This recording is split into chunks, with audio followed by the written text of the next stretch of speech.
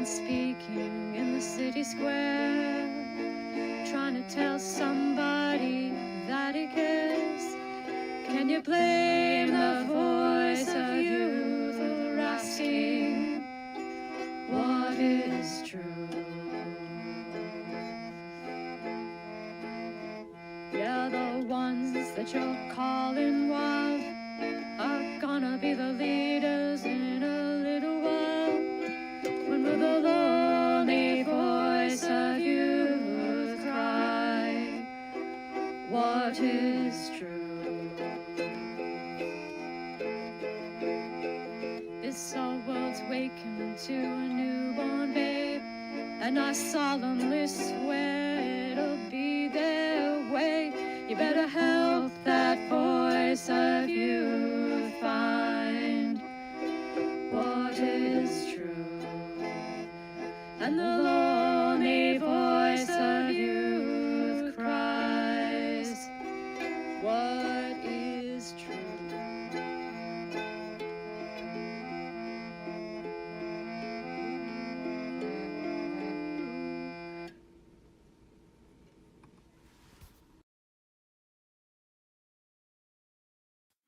All right. Well, I thought I fixed that video, but I did not fix either my intro video or my camera correctly.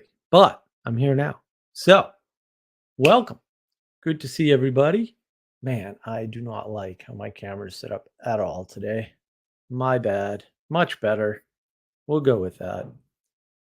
Good to see everybody. We got our Sam Pal. We've got our Muppet Cup.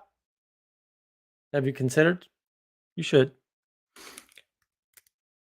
We've got some Junkless, cinnamon roll, delicious. And, of course, we have some tea from the Table Rock Tea Company. Bear Claw. Oh, pungent, delicious. I love Bear Claw. It's quite good. We're going to be talking about contemplation, reflection, and rumination. And hopefully I can do a good job of this. I had a lot of help. Thank you to Adam and Casey and Sally and Michelle, as always, for helping me with the monologue here, because I always struggle with these things.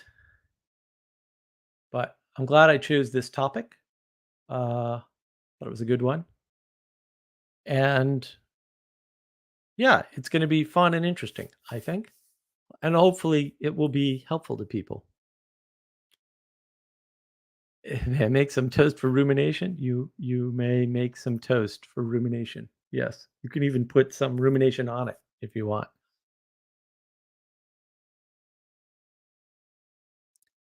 So I was contemplating how I participate in this live pirate stream that I do here on Fridays for you, with you. What it means to be in this situation of wearing this outfit and how it affects my day. All the things I move around, like dinner early on Fridays, to make this happen. Further, I think about how the stream impacts my relationship with the world, with the people around me, my time. Obviously, there's a big impact on my time, right? I think about where I am now versus where I was.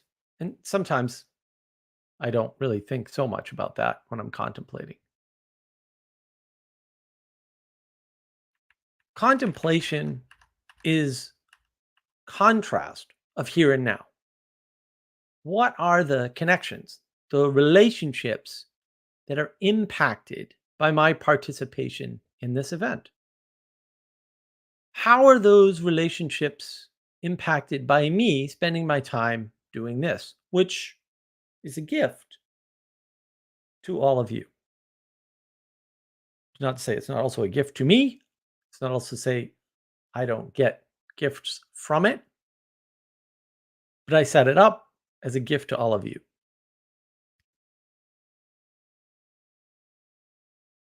That's my contemplation. And then I was reflecting on what it took for me to get here, to be doing this stream with this outfit, the drawing on the board, how it has changed my attitude about streaming, how the live stream contrasts the recorded videos and yet enhances them, how my relationship to other people's live streams has changed, right? You get more appreciation for the struggles, especially with sound, which is hard, um, lighting, which is almost as hard, probably.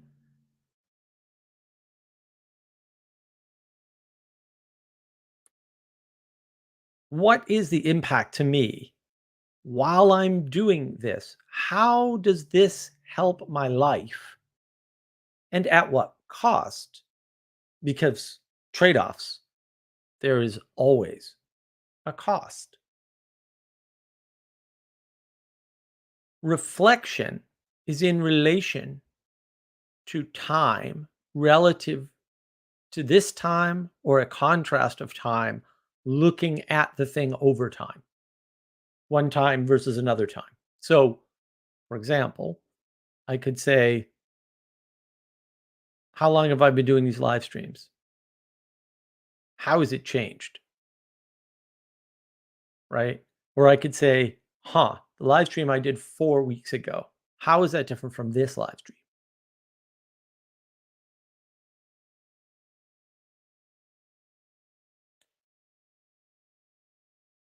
Another reflection might be, on what scale of time am I thinking about this? Am I accounting for the passage of time as a method of sense making? And note that between contemplation and reflection, only the perspective has changed, not so much the questions. There's still the same basic questions, right? The how, what, where, whys don't change, but the perspective on them does. And upon contemplation and reflection about these streams, I decided to ruminate on why I'm wearing a pirate outfit. Like, what caused that? Does it still hold true to the telos, to the purpose of the stream? Is there a different outfit I should or could be wearing?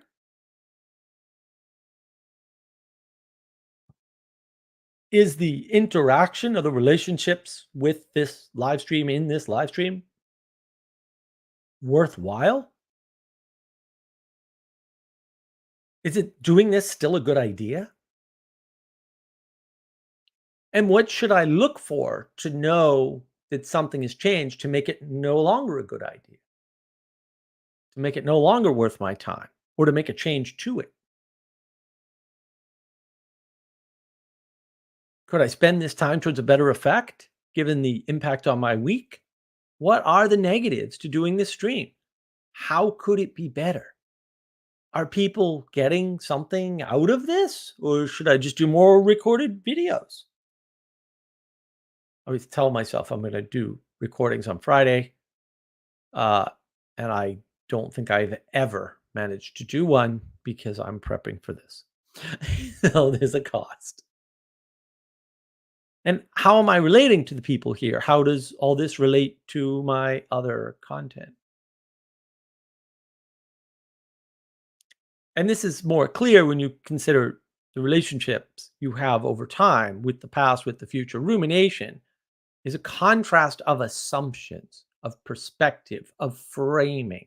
It's how you get to the bottom of your axiomatic assumptions and test them or train them. You play with them, you experiment.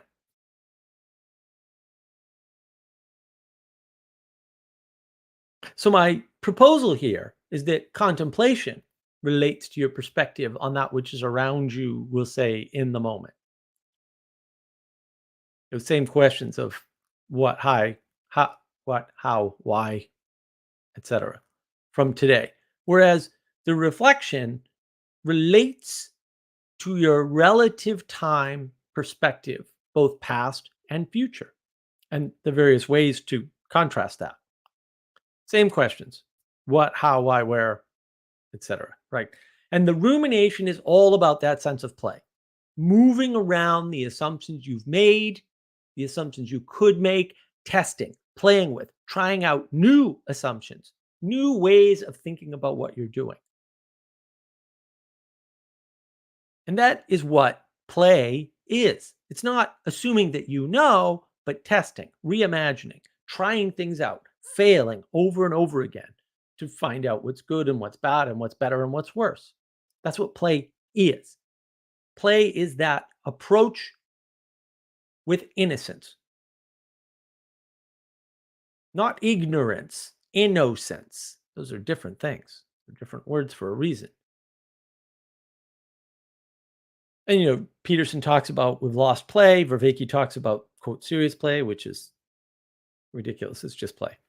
And the importance of play, the importance of these things. Yeah, they're important. They're important for reasons. And those reasons are important. We have to be able to challenge ourselves. And that's what rumination is about. Reflection and contemplation are less about that.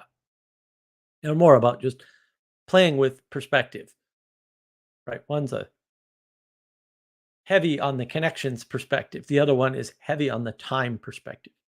But rumination is about flipping the tables.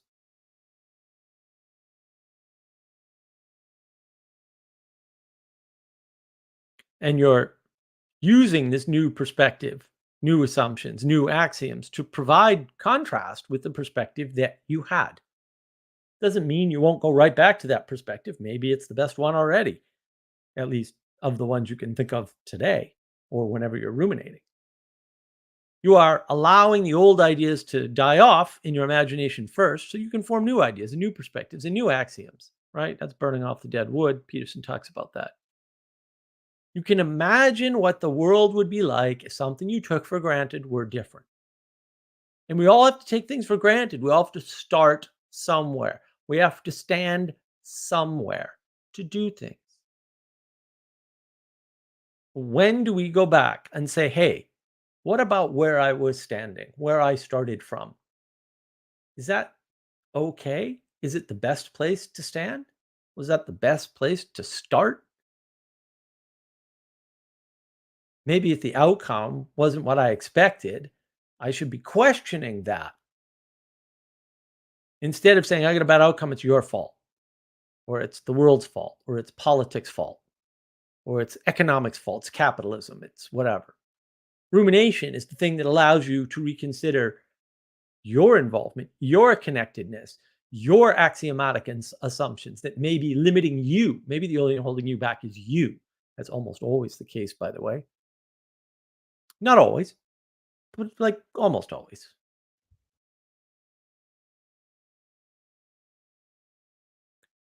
And once you do this, you're now more free to consider how you frame things. You can poke at the idea of perspective itself. You can move to a different layer of analysis, as Dr. Jordan B. Peterson might say. And that, I think, is the key difference. I just want to highlight the idea of rumination was not well formed in my head until Mathieu Pichot brought it up on Twitter. And I was like, oh, that's interesting, because I just had never really thought about it. It's not that I don't contemplate, reflect, and ruminate. I certainly do. And I didn't really understand how to frame all the things I was doing.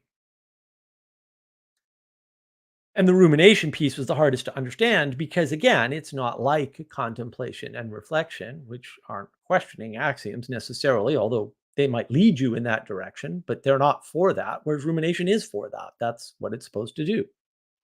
I think that's the best way to think about it. We can have objections and whatever. I'm just trying to give you tools that help, right? And now I know it's sort of a little late to talk about this in some ways, but we often see one or more of these patterns in the lead up to the new year, right?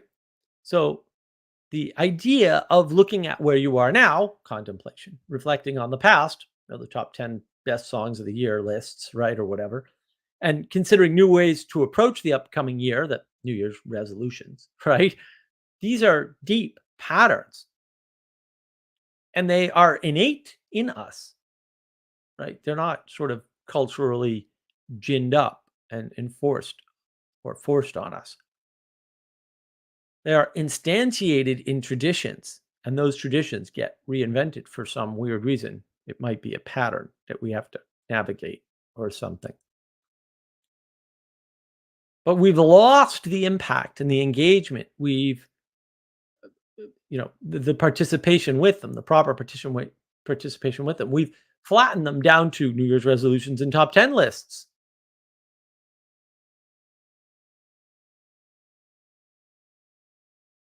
And especially active participation, we aren't taking these things seriously anymore. Like so many things, the idea of, quote, secularization has disconnected things in the world from their relationship to the world.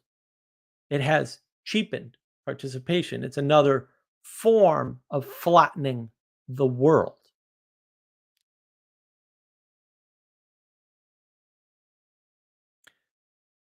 The way in which we engage with this, because they're all relationships, has become one of ownership.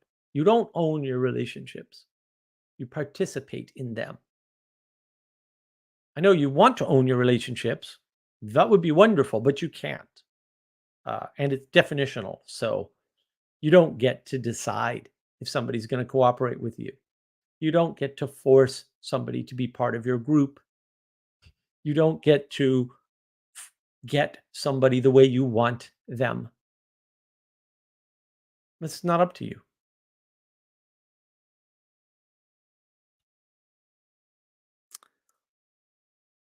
And my proposal as to why this stuff is, complicated, uh, basically we don't want to take the time to contemplate, reflect, and ruminate in the proper way.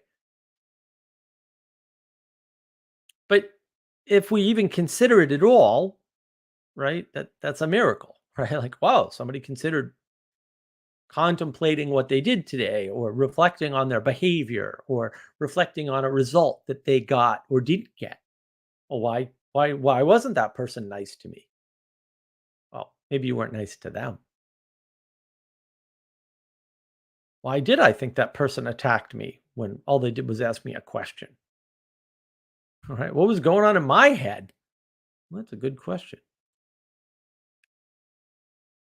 And it should be done deliberately. It should be a practice done with intent, having time set aside just to tie this into things you might have heard recently. Setting aside time, intentionality towards an end or a telos is making something sacred.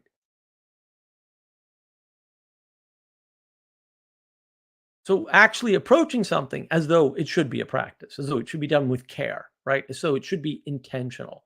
And then setting aside that time, putting your energy towards it, attending to it.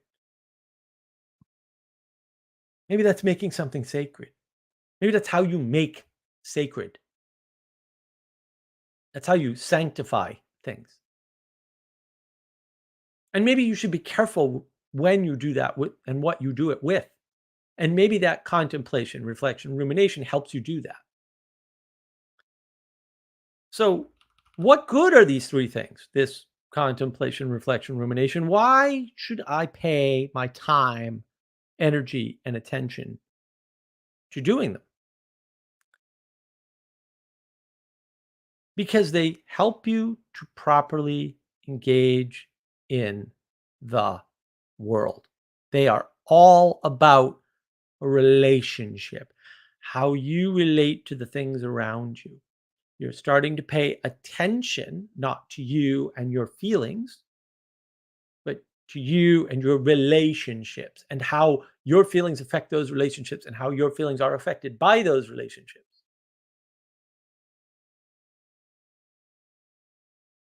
And it's a good feature to have. And how do you relate to that which is around you now? How do you relate to that which is around you through time? The things that you have now, how are they related to the past and the future? How do you test those relationships to see if they can be improved? What can you do to make it better? Did we hear that person correctly earlier today? Did we give them the benefit of the doubt? Were we using a charitable interpretation? Did we see evil and ignore it because we were using a charitable interpretation? Did we ask for clarification? Were we looking for something that we didn't get? Is that why we got upset? Did we find joy or happiness in an emotion unconnected to the things around us?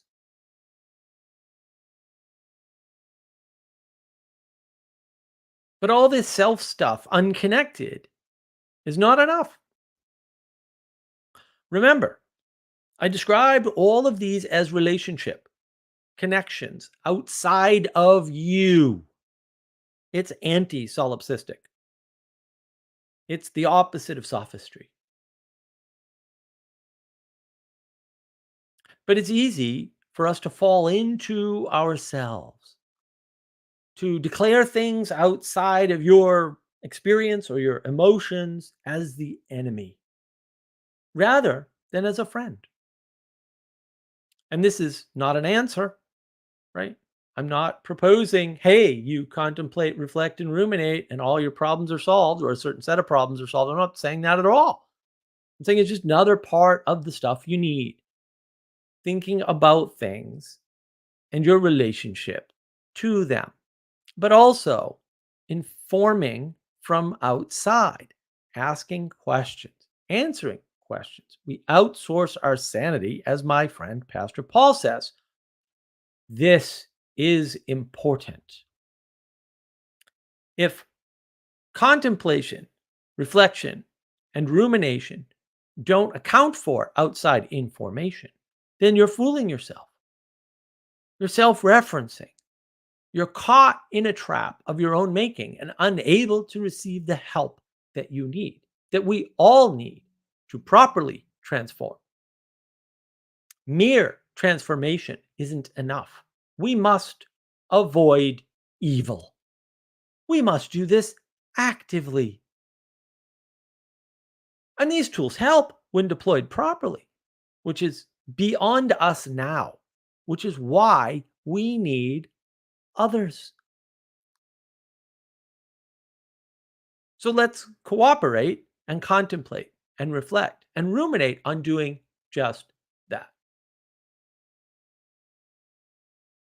Let's focus on our relationship to the things around us, how that's affected by time. What assumptions did we make that caused the reactions that we got to be not what we expected?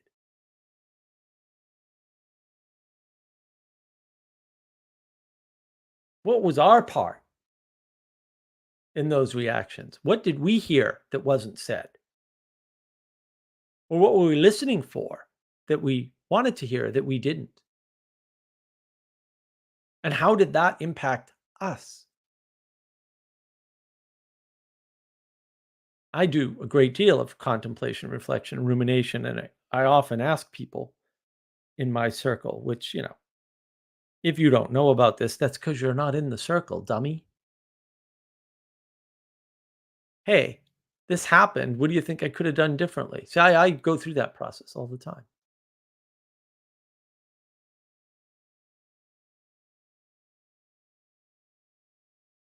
I'm very grateful to Adam today because I went through an early draft of the first part. Well, Yeah, I added to a bunch of this just before the stream. In the first part of my monologue here, and he just flat out said, "No, I don't understand what you're saying." It's like, "What? Wait, huh?" And then he told me, "Yeah, you're not differentiating these correctly." And he was right. I reread it and I went, "Oh, this is garbage. I have to fix it." Now I'm not sure how much better I made it. I'll let you guys decide if I made clear delineation between contemplation, reflection, rumination. You can tell me in the live stream comments here. But that's the sort of process that goes on here on navigating patterns with the group, because there is a group. I don't do this alone by myself on my own. I can't. I know that. I get feedback all the time.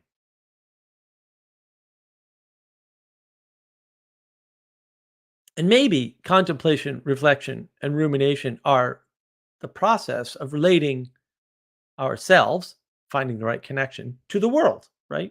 That relationship again, of manifesting meaning in the world and paying attention to the meaning we manifest in the world.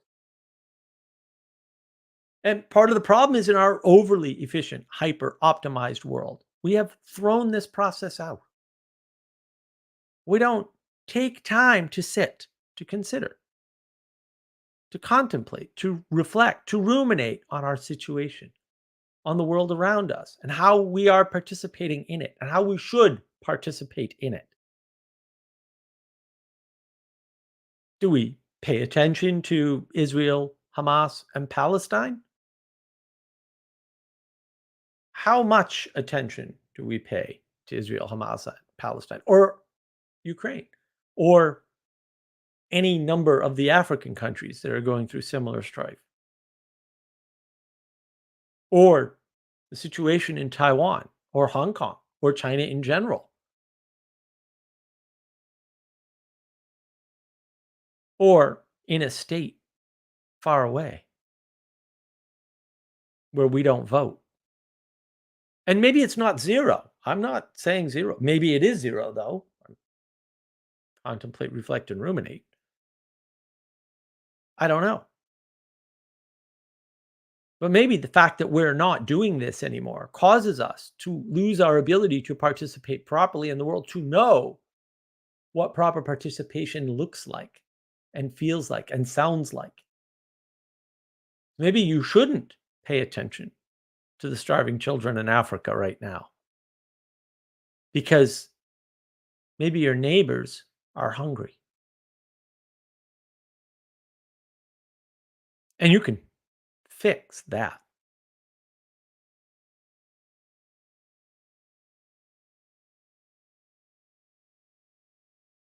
And look, all of this is really just to say, set aside some time to contemplate, reflect, and ruminate.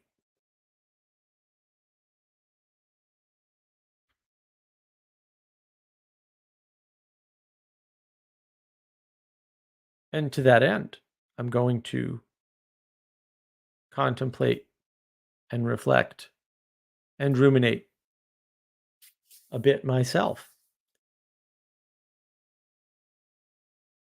Look, there's a lot of craziness out there. People are delusional about a lot of things. Doesn't matter which side of the issue you're on. You always think the people on the other side of the issue, if the issue only has two sides and it never does, are the crazy ones. So, whichever way you cut it, there's a lot of craziness out there because we're not contemplating, reflecting, and ruminating. We're getting involved in arguing and convincing and trying to manipulate, trying to have, trying to control things, trying to justify, trying to get validated. That's what we're spending most of our time on. And I don't want you to think that my monologue opening was some kind of a trick. I did the contemplation, the reflection, the rumination, and then I wrote about it. I didn't write down the details, obviously. That's not important in some way.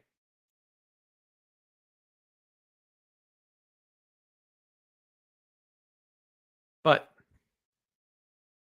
what is important is that we understand that there's a danger to contemplation, to reflection, to rumination, especially in things like meditation, right? Especially because it's easy to fall into a pattern where we are engaged in something that just reinforces our existing beliefs.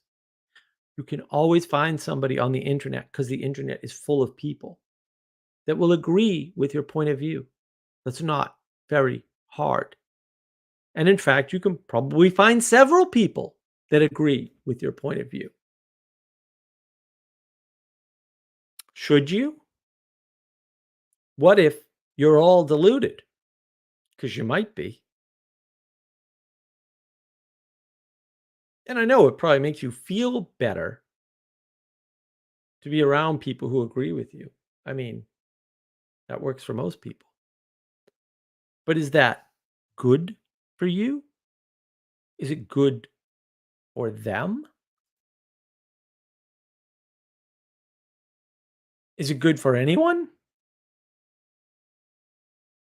Maybe we need to be challenged as much as we can be. Maybe outsourcing your sanity is more important than validating your current beliefs. Maybe engaging in challenging situations and really talking things through with people and listening to them. And did you? Did you go back? Did you rewatch that video? It's hard to watch videos you're already in. I try to avoid watching my videos again. They're horrible. Um, but sometimes you have to. You have to, oh, maybe I didn't say what I thought I said, or maybe my engagement wasn't as positive as it should have been, or maybe I didn't hear what the other person said and they were actually just speaking evil. Maybe. Maybe I just felt good, but actually I should have felt bad.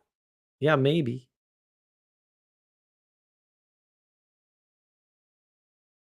Because that happens. And I see it happen all the time.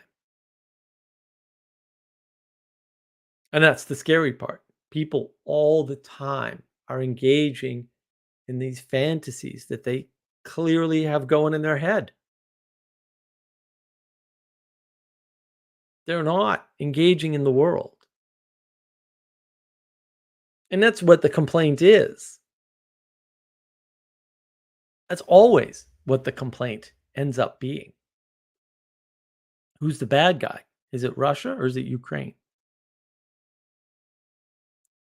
Is it Palestine? Is it Israel or is it Hamas? Or is it lizard people running the White House? That's always what it comes down to. Did you notice that? Did you contemplate that? Did you reflect upon it? Have you tested your axioms? Ruminated deeply on how you got here, on how you might get out, on how you might get better? Because you can't transform to a good end by yourself. Can't do it. The odds that you will transform towards evil are just much greater. That's why we outsource our sanity. That's why we need other people.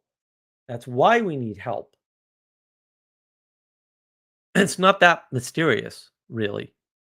That's why mere contemplation or mere reflection or mere rumination or merely all three of those won't work.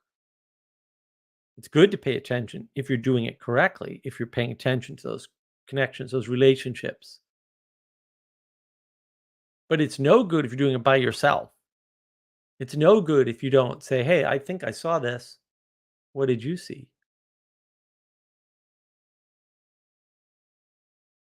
And maybe if people won't explicitly agree with you, maybe they don't agree. Maybe if they can't make a positive statement on their own, maybe if all they can do is say, "Oh, yes." Maybe if they can't restate your point in their own words, maybe they can't agree. Maybe it's not possible. Or maybe they said something that was clear conflict with what you said. And they said, "Well, I don't mean to be difficult. I don't mean to disagree." But they did. And that's actually more important. And maybe if you give them a free pass and say, "Oh, no, no, I understand that you don't disagree," when they did, maybe that's bad. Bad for you and bad for them and bad for everybody else. Maybe it's worth sort of considering.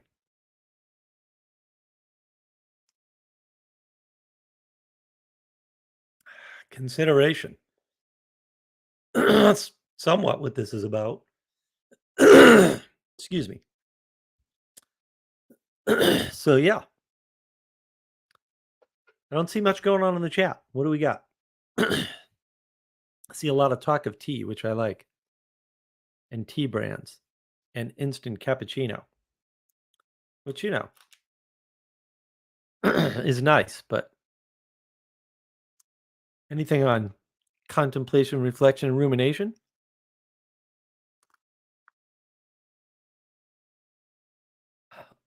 Or delusion?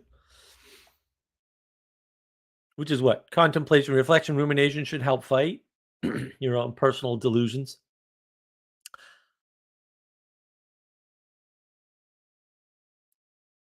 Lazarus, contemplation, reflection, rumination reminds me of centering prayer, and I dig it. Yeah, well, yeah, I mean, prayer is certainly an important component to these things because, I mean, I think it's beyond all of them, obviously, right? Because it's more a conversation with something higher than you, and all thought is not that, right? Just because you're thinking doesn't mean you're in communion with the ineffable or something crazy. That's kind of crazy talk. But it might be important, right? And it might be important that you differentiate those things. And taking time to do those things is good, certainly, right? Hanselman, I think of contemplation chiefly in religious terms as etymologically related to temple. Yeah, I think, yeah, it you can think of it in religious terms. I mean, obviously, I try to avoid that, but uh, fair game. Andre, what do we got? I contemplated on my delusions of late, and post reflection stopped my ruminations. I know that's bad wording. Yes. Well, and it's a good point though. Like you can over ruminate. Like you can just keep, using rumination as self doubt, and then keep self doubting and going, well, what if I had done it that way? And what if I had done it that way? That's actually a form of rumination. It's just not a healthy one. So I'm glad you brought it up because I didn't put that in there. But yeah, I mean, you can get stuck in contemplation and reflection too. You can just be in constant reflection mode, and then you're not dealing with the here and now anymore. And then what are you doing? It's like, well, and that happens to people, certainly on their spiritual quests or whatever. It's very dangerous. Lazarus said something early on that made me think about how difficult it can be to find a group of people adhering to basic tenets of the tradition, regardless of the kind of group. Yeah. Well, and it's hard to recognize too, because sometimes, uh, well, just go to different churches, right? Like, or better yet, go to different churches that actually have a lasting tradition, right? Like different Orthodox churches or different Catholic churches. You'll see different groups of people adhering to the basic tenets of the tradition differently, but they're adhering to the basic tenets of the tradition. And that's really confusing for people, right? But uh but it happens and you can see it and you can see the difference too. Like cuz there is one. Right? That difference is real. Anselman. Christian contemplation begins with active practice and moves into higher sense of God's presence. You are passive and have infused contemplation. Well, I wish you could just infuse contemplation. I'd like a transfusion of contemplation. Certainly, contemplation helps us to get to a point where we're able to recognize our need for transformation. Class punk. I think Socrates forced contemplation on other people to cope with his annoying wife, or maybe to act as their annoying wife. I mean, everything that sort of disagrees with you can be annoying, right? But is that bad? I think we get confused when we privilege happiness over betterment of the self. I think those two things are somehow correlated, and they're not at all.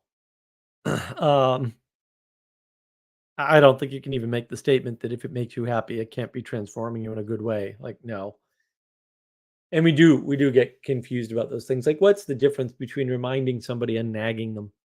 I mean that seriously. Like, I don't know. And am I saying that it sometimes doesn't cross the line? No, I just don't know where the line is. And I don't think you do either, but maybe you do. I think that's one of those things you got to reflect on. When did this become nagging? And are you doing that? Like, are you actively going through that process? Because that's what's important is having a practice around these things so that you are doing them.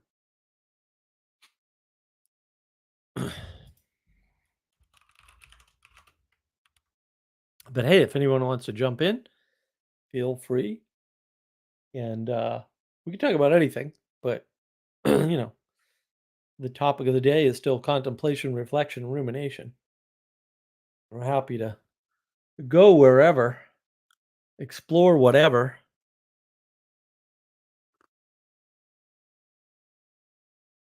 I think it's really important to have practices, right? Whether they're prayer practices or contemplation practices or even meditation for some people who like that. Although meditation gets awfully solipsistic, awfully fast, awfully self-referential, you know. But if your highest value is, happiness or lack of conflict or something, then the march to solipsism is not a long one. Let me put it that way. Class punk. I sipped some whiskey, so I had to crack jokes about Athenian philosophers. Fair. We welcome jokes about Athenian philosophers, at least on occasion. We can contemplate their philosophical ways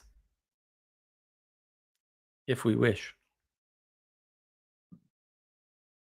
And yeah, I mean, what do we do for practices? I don't think a lot of people have practices that they kind of sit down and pay attention to what happened, what was happening, how it happened, what they could do better, why they didn't get the outcome they expected. And a lot of people, like, it's really hard, really, really hard to get people to understand that at the end of the day, sometimes you're delusional. You heard things that weren't said, or you misheard things entirely, or you misunderstood things, or you misinterpreted things. This is why interpreting books like Plato's Republic by yourself is dangerous. You should talk that through with other people and actually talk it through. Or not make statements and then everyone goes, ooh, ah, oh, very nice. I agree. That's not talking things through. That's a fan club. There's nothing wrong with fan clubs. You don't want to rely on them. And I think a lot of people get into the rely on the fan club problem where they're just like, yeah, I'm just going to a fan club. says nice things, so I'm just going to think nice things. Oh, Anselman's on it. Anselman, being alone and quiet in nature by a lake or among trees and flowers is a kind of contemplation I practice. So that's good. Yeah, I often contemplate in nature, right? You want to get out and contrast. I think it would do me no good to contemplate my live stream while sitting at my desk. You know, I should not be in these clothes. I should not be in my office. I should not be in my house. I should be outside. And I'm fortunate I don't need a lake. I have a pond. I can just go out back. It's right there. Go out on the kayak or my boat if I ever get it. Someone stole an entire delivery pallet from Amazon. I only know this because they were supposed to deliver my boat a week and a half ago, and they didn't. And we went down there, and while we were there getting ready to, standing in line, getting ready to get up to the desk and say, "Hey, where's my package?" The woman that was already at the desk was saying, "Oh, yeah, yeah. No, no, no. It says according to Amazon, it arrived on July 11th." And I was like, "That's when my package arrived at the post office." And yeah, it was interesting. And then they told us, "Oh, a bunch of packages are missing." And the way it works is we get a pallet and we scan the top of the pallet. And then we know it arrived at our location. And if we scan it, it says it arrived. If it doesn't scan it, didn't arrive. Somebody hijacked the truck or something like that. At least that pallet is gone. So me and a bunch of other people didn't get their packages. Lazarus, can you think of a term like game theory without the systematic mathematical connotations? I think a relational wisdom group would be cool to find. Well, we're working on making wisdom groups. Yeah, I mean, don't think about game theory. It's a mathematics system. It's designed for math. That's how it functions. It's not. It's a mathematical discipline.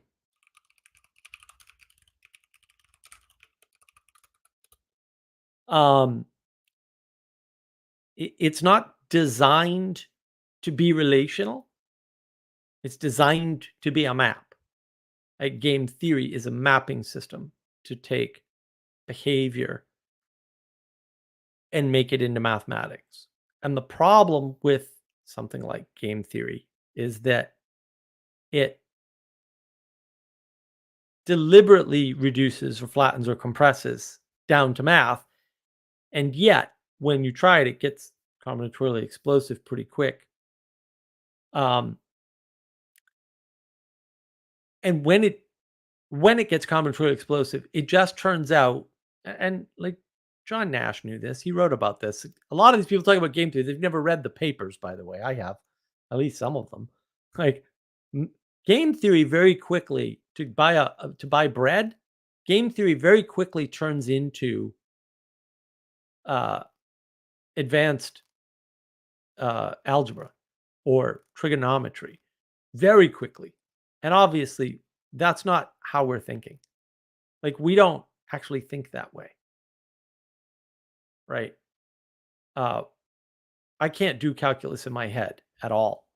So the fact that I can't is a good indication that that's not what's happening. Something else, something better might be happening. But game theory is a bad way to think about the world. Period. Jesmont, welcome. Oh, hello. Nice to see you. How are you doing? I'm good. Maybe I should turn on some lights in this area. You're a little low. I can barely hear you.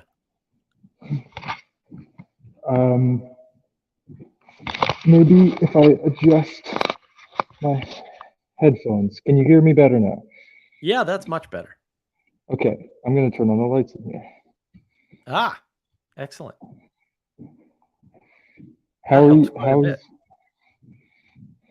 are you? I'm doing good. How are you doing? I'm good. I was just cleaning my church, and Oh, um, beautiful.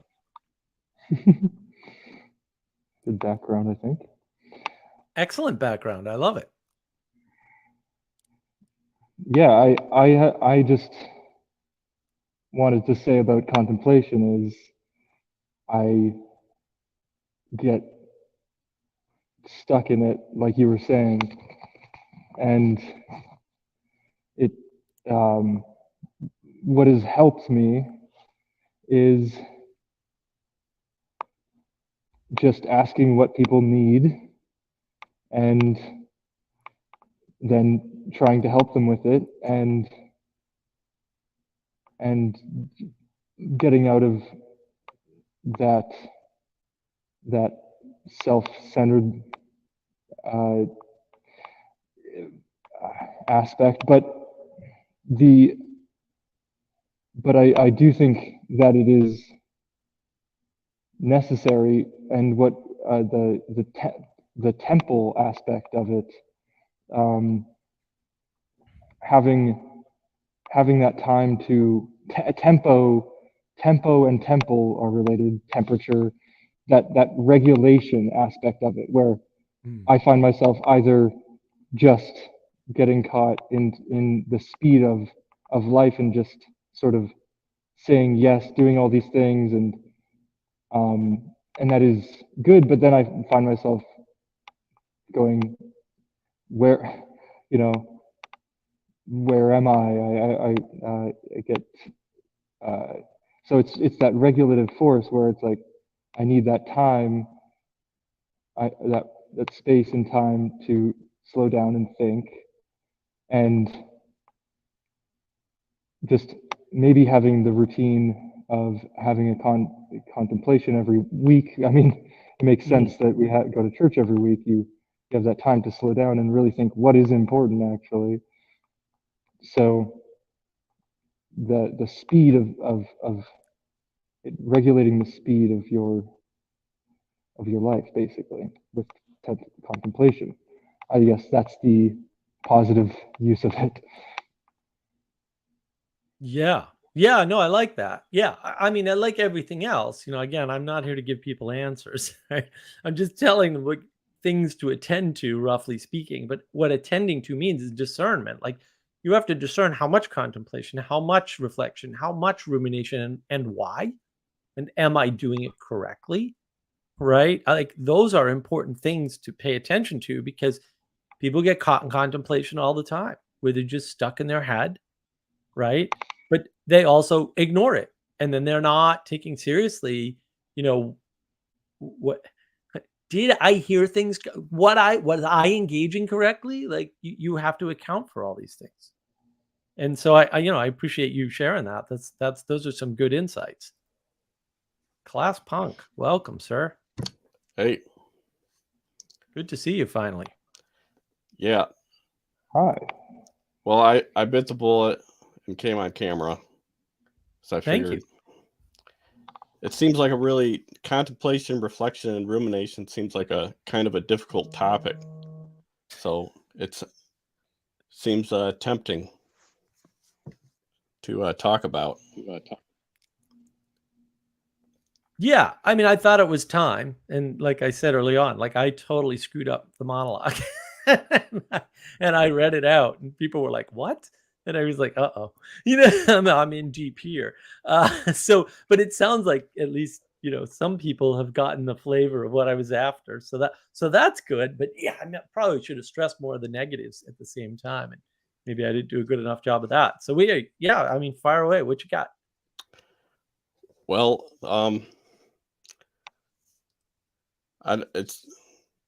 I was actually struggling with the difference between the terms. Just I get it's usually a good idea to start with the terms, especially if you don't understand them.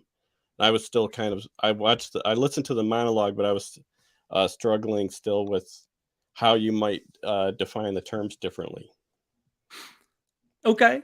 So for me, the point I was trying to get across is, and I like what Anselman said here. So Anselman, you you do need to come away from the noise and clamor for contemplation. Yeah, I think for reflection too and rumination. Like I think stepping out and getting that contrast right? In nature, in particular, for me, maybe other people, it's just a blank room. That's fine too. Like I'm not going to judge you, right? Or maybe it's a church, right? Whatever works for you is fine by me, right? But getting out of your normal place, and then the contemplation is about the contrast between, we'll say, what happened and what your expectations were, right? So Okay. you're asking the same questions. What happened? Why did it happen?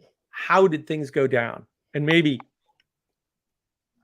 just like, wow, like just the wonder at, like I read out the monologue, and the folks on the Discord server, on the Market Wisdom Discord server with me are wonderful, right? Adam was just like, nah, nope, you're not making any sense. This isn't clear enough.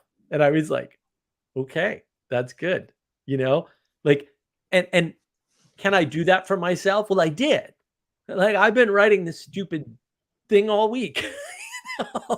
I didn't do a good enough job. And that was part of what I highlighted at the end here, which I wrote fresh in the past couple of hours, right? Which was, don't be thinking that your contemplation, reflection, rumination is enough either, right? You have to check with other people. Like, did I see this correctly? Right? Whereas with reflection specifically, that's a contrast in time, right? So you're asking the same questions again, but you're like, how is this live stream different from last week's live stream, or from the best live stream that I had, or from the most watched live stream that I have? That's more of a reflection, right? Because it's through time. Does that make sense? Yeah. So there's contemplation. Yeah, it's basically is more present moment. Reflection has to do with more with memory. Maybe we could say that. Future, well, and your predictions, and future probabilities, future predictions. Right. So you might contemplate, oh, I thought when I had this conversation that everybody would immediately understand the differences that I was highlighting, right? And then I contemplate, oh no, Class Punk comes on and he says, even your second attempt, which was much clearer, wasn't good enough, right? And then, so I'm going to think about that later, right? Let's put me in the future. I'm thinking about that later, going, okay, well, how could I have done that differently? Now that's different from reflection, where I might say, what should in my next live stream, where I touch on, say, just contemplation all by itself, maybe I'm thinking about doing that live stream. What things from this contemplation, reflection, rumination live stream should I do differently? Like, that's a reflection back on the live stream to project into the future how to do another one. Like, that's a reflection. Okay. Not so much a contemplation, right? Because it involves the time frame changing. So what perspective are you changing? I'm changing the perspective of, when I was in the moment, I thought I was doing X, and then these things happened that I didn't expect. That's contemplation. When I was in the moment, right? That's contemplation. But when you're like, okay, how did my interaction like go wrong? Oh, okay. In the past, I didn't account for this, right? Or in the future, I want to do this. How can I take my past experience, right? Those are reflections, because you're changing the perspective of time. All right. I understand that. Cool. So rumination, would there be, how would that fit in based on? So it's different from the other two entirely. And this is Mathieu Peugeot, and I might have gotten what he said wrong, right? But that's all right.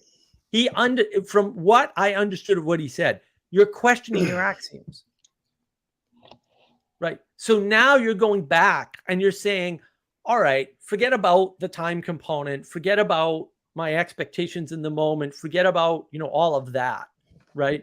Let me engage with whether or not I had the right attitude coming in. When I did this, was I doing this, say, for my own purposes to help people out? Or was I doing this because I wanted to highlight Mathieu Peugeot's wonderful framing or my understanding of it?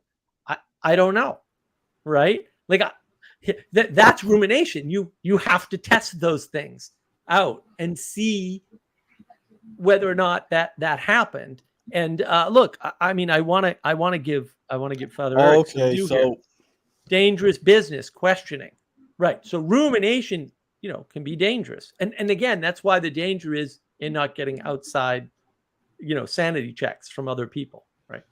so I came up with this idea, well, this term called flaw manning, just this idea of just as a shorthand for looking for flaws in an argument, whatever that might mean.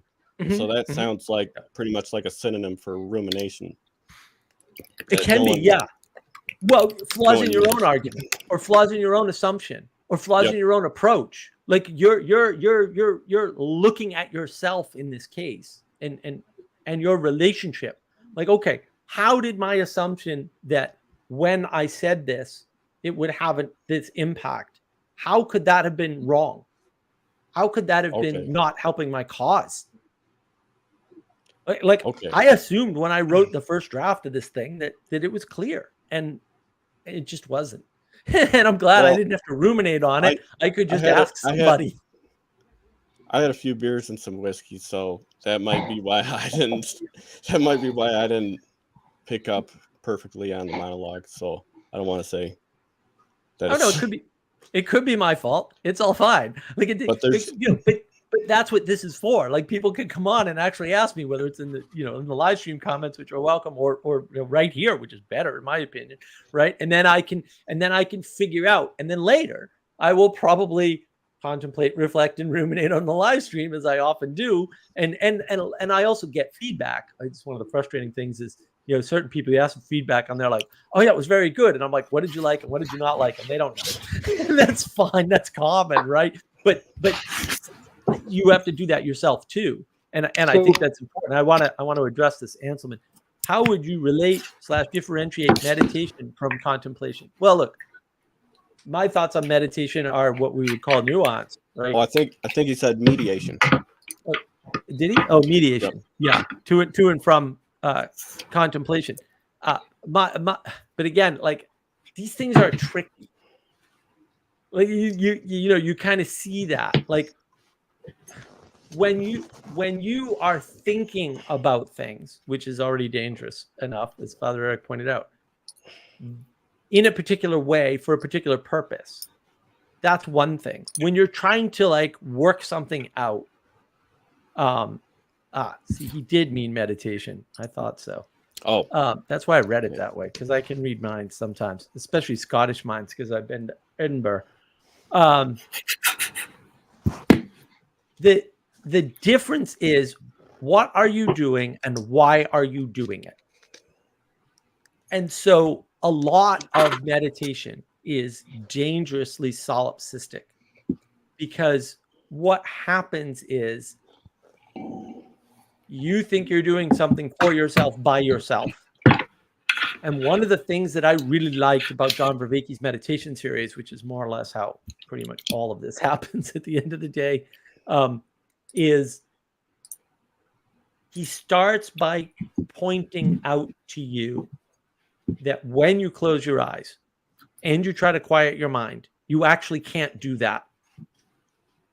Right. And he uses the monkey mind analogy. He's not the only one, but he uses the monkey mind analogy to point out to you that there's stuff going on in your head that you don't understand, that you're not aware of, that is not completely within your control. And that's important to realize, but also because you're deeply stuck in that,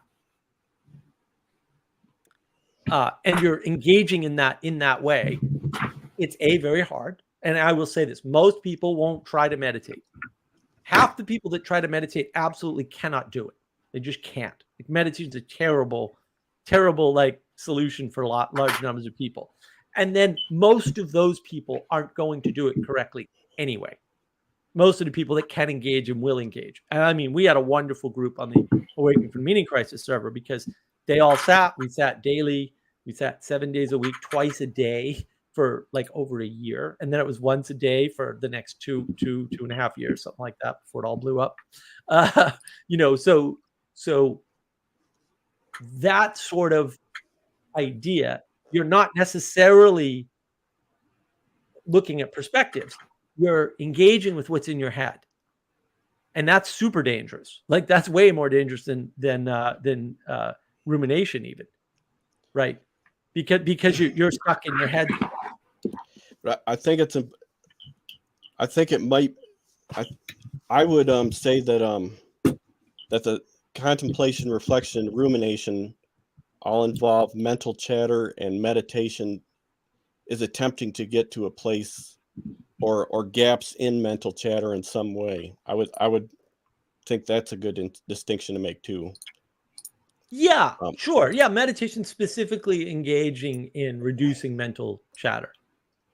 But I think things like contemplation and reflection, rumination, which are hard. Like I'm not trying to say like everybody can do this. No, you've got to try. You've got to practice. You've got to keep at it. You know, it's like journaling. Journaling's even easier, I would say, right? But you've got to keep at it. You've got to make it a practice.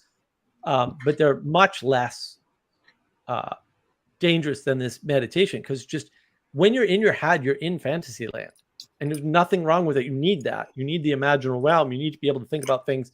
You need a place for your ideas to be tested out so they can die so you don't have to, as Peterson says, right? But also, if you're there, you got to be careful. Like you just you have to be really careful. Going along with that, Vervaeke's talked about higher states of consciousness. I prefer saying maybe altered states of consciousness. Yes. Just to because without trying to go into why, but I think if you are able to put people in those states, if you're a good enough teacher, like someone in India, you can take mental chatter that might not have anything scientifically to do with those states and then form some kind of cult-like structure. And so that goes along with the danger. Yeah. Well, and they do. No, I think you're right on it, really. Like one of the problems is people say higher state of consciousness, and that's a cute shorthand, but it's an automatic deception, right? Because a change in consciousness might be higher, it might be equal, or it might be lower. How do I know?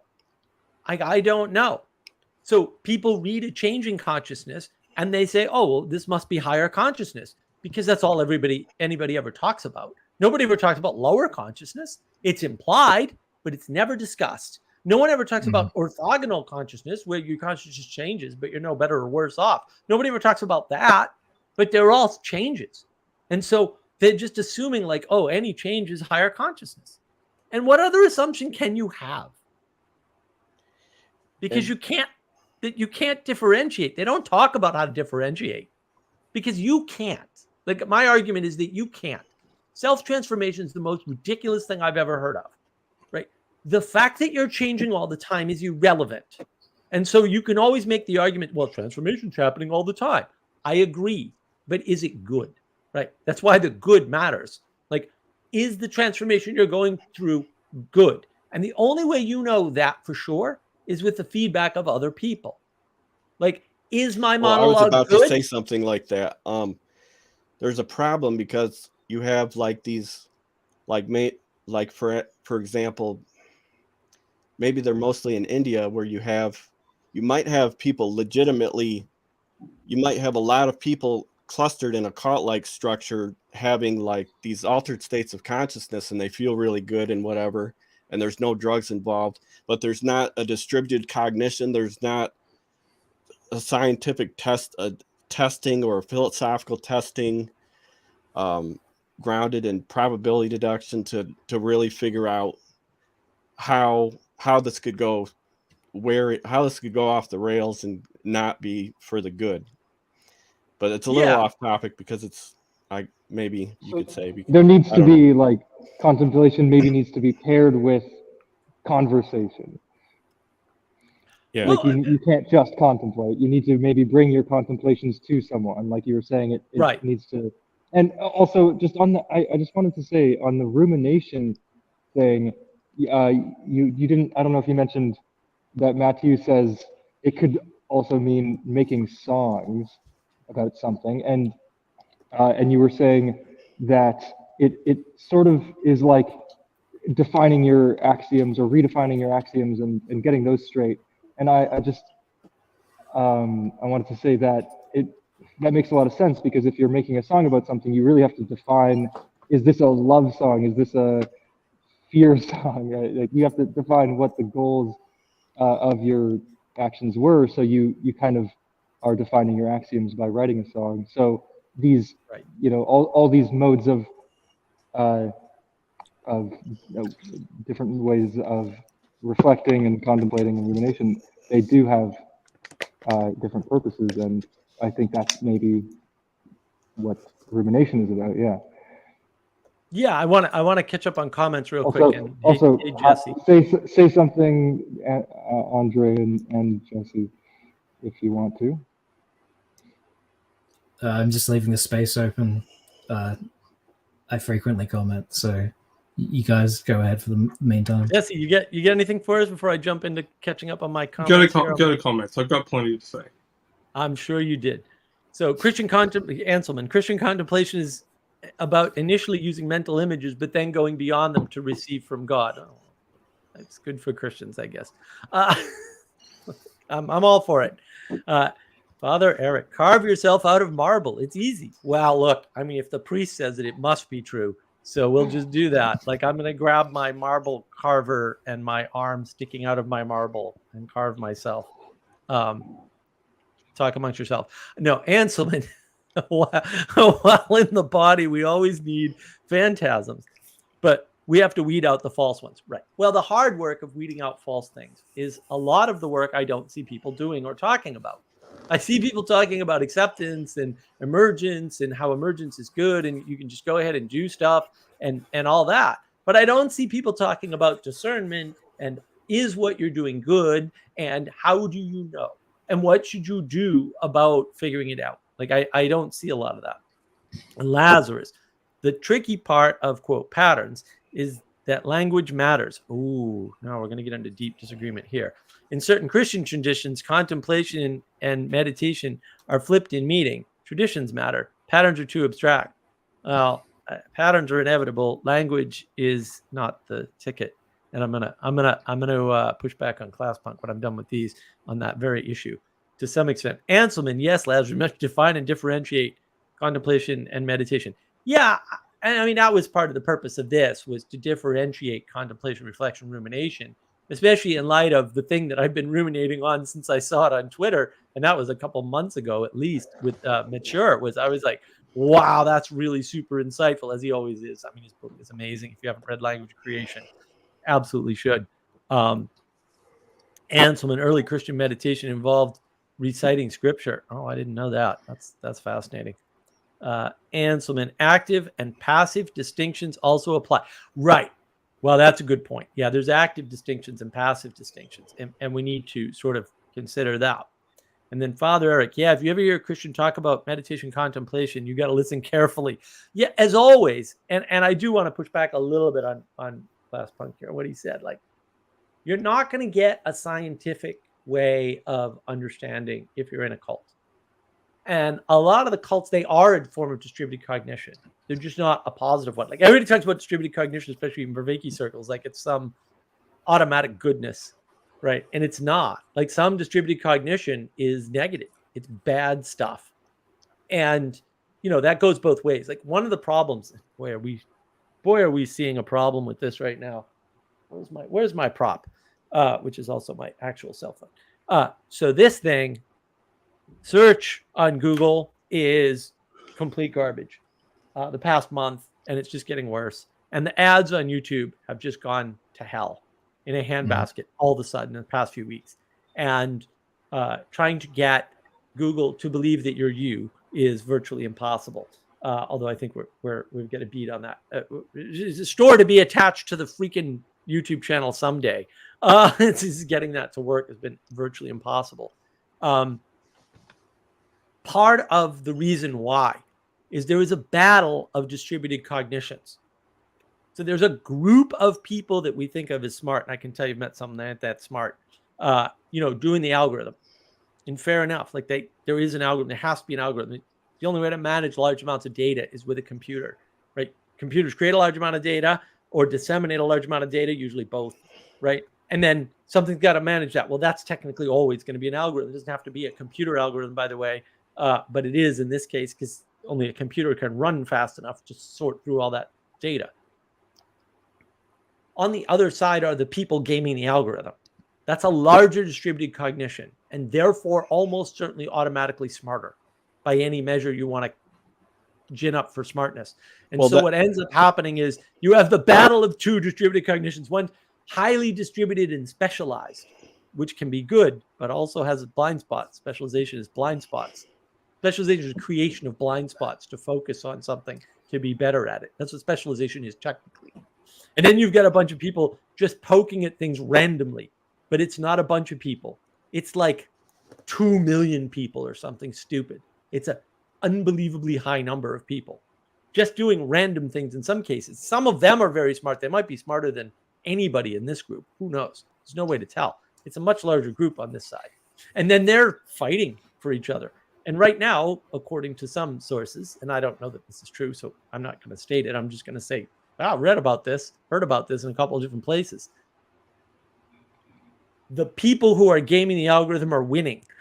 And maybe we go through these cycles all the time, but like right now, there's no clear path for the other side to gain hold. So the distributed cognition is not a solution. And scientism, trying to figure out a scientific formula, is also not a solution. And this is where it gets tricky because sometimes your feelings are right and sometimes your feelings are fooling you. And I can't tell you when this is happening. I don't know, right? I mean, I can give you some guidance sometimes. I can look at specific things and go, no, that's evil. Oh no, that's good. I mean, I can do that, and I think I'm pretty good at it. Those are just claims that I'm making, and I can kind of do the trick, and I'm happy to do the trick if I have enough detail or whatever. But like, not everybody has that sense. And I think the reason why is because they don't practice contemplation, reflection, and rumination. And they don't relate to the outside. They don't have valuable feedback from like Andre and Jesse and Sally Joe and Manuel. Just Manuel's invaluable. Without Manuel, nothing happens. Like nothing. I just, like Manuel, if there's a problem in what you're saying, even if you're right, but if there's a problem in what you're saying and how you're saying it, Manuel will find it. That will happen. It will happen very quickly. You will be very surprised how quickly that happens. And it is so useful. It is so useful to have somebody like that around who will just snap out. And now, like today, Adam was just like, no, Mark, what you're saying doesn't make any sense. And Casey's helping out and he can help out, but he's like, I got to think about that more. Then and I'm like, all right, these things are important points of feedback, right? I have to stop the contemplation and get back to cleaning the temple. But thank you for having me on. Oh, it's great to meet you, Jessamine. Thanks for joining. Well, nice Hope you to meet can you. join again. I will be back to contemplating with you and distributing my cognition with y'all at a later date. Excellent. Good luck. Goodbye. So does that make sense, class? I don't want you to rely on the science. I had a few things in my head. Let's see if I can remember them. So the one thing I want to say is the idea of a bigger distributed cognition being generally smarter. That goes along with Thomas Sowell's book, Intellectuals in Society, and he's a Chicago School economic. He's in the Chicago School of Economics. He studied in that, and that book goes along with this idea of that knowledge as it relates to politics and economics and all that. But I won't get into that. But if anyone's interested in that book, it's a little dry, but it's really interesting. And when I was talking about probable philosophy or science, pursuing that as it relates to pushing back against cults, I should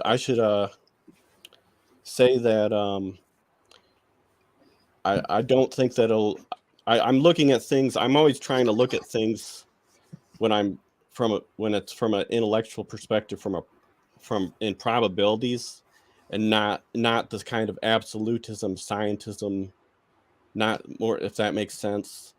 But so I should have said that.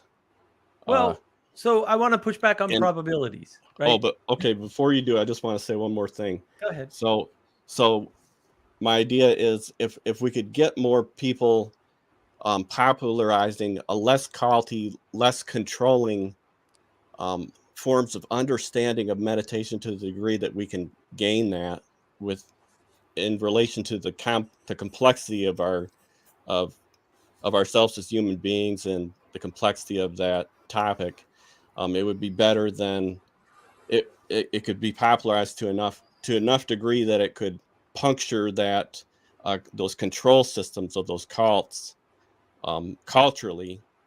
It could they could become aware of it, and maybe it could help to pull them away from those messed up systems. So that's all I wanted to say. Yeah.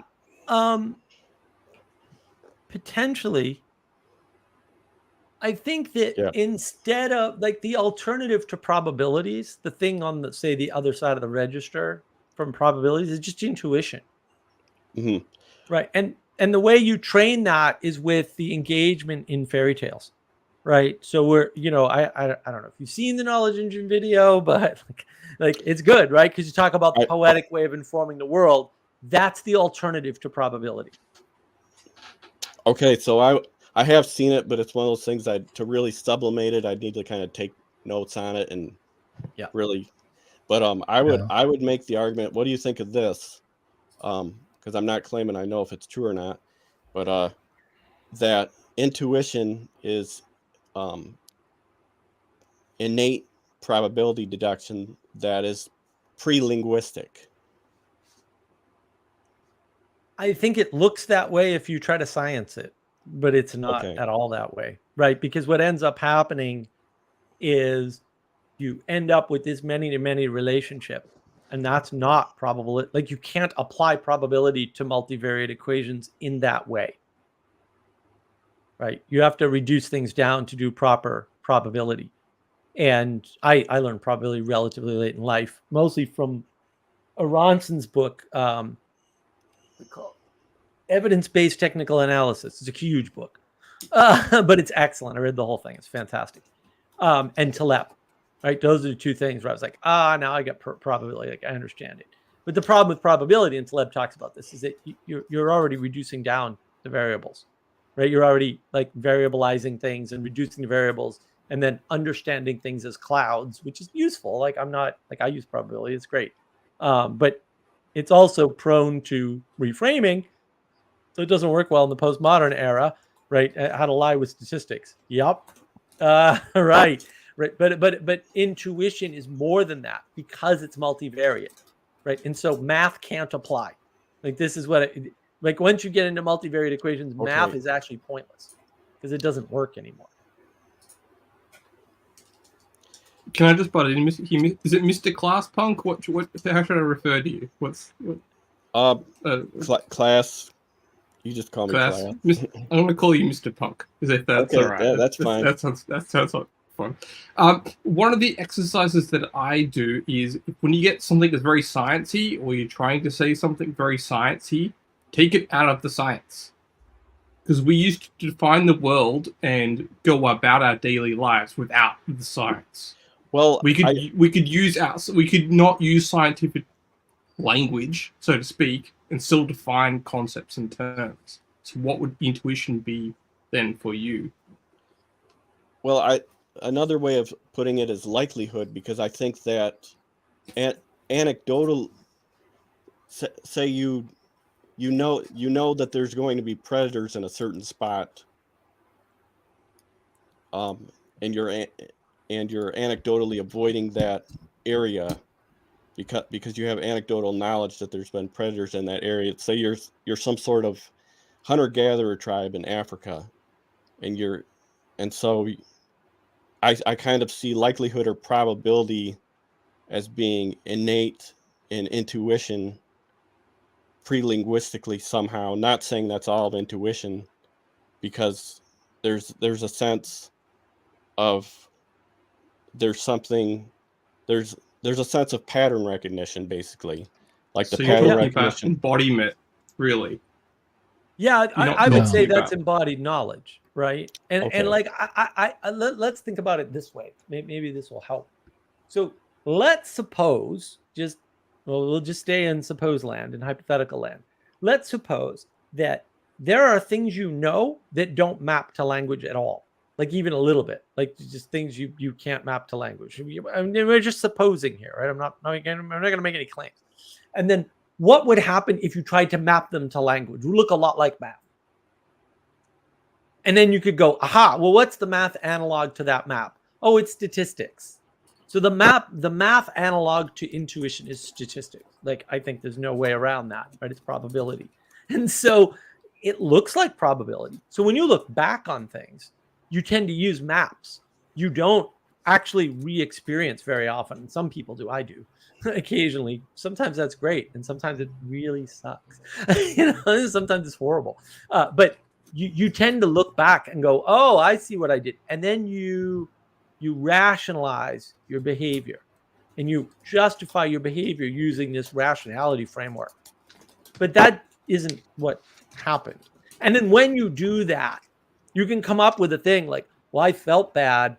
I felt attacked when that person asked me a question. Therefore, they must have been mean to me. I was like, well, that's dangerous. And I think people do things like that all the time.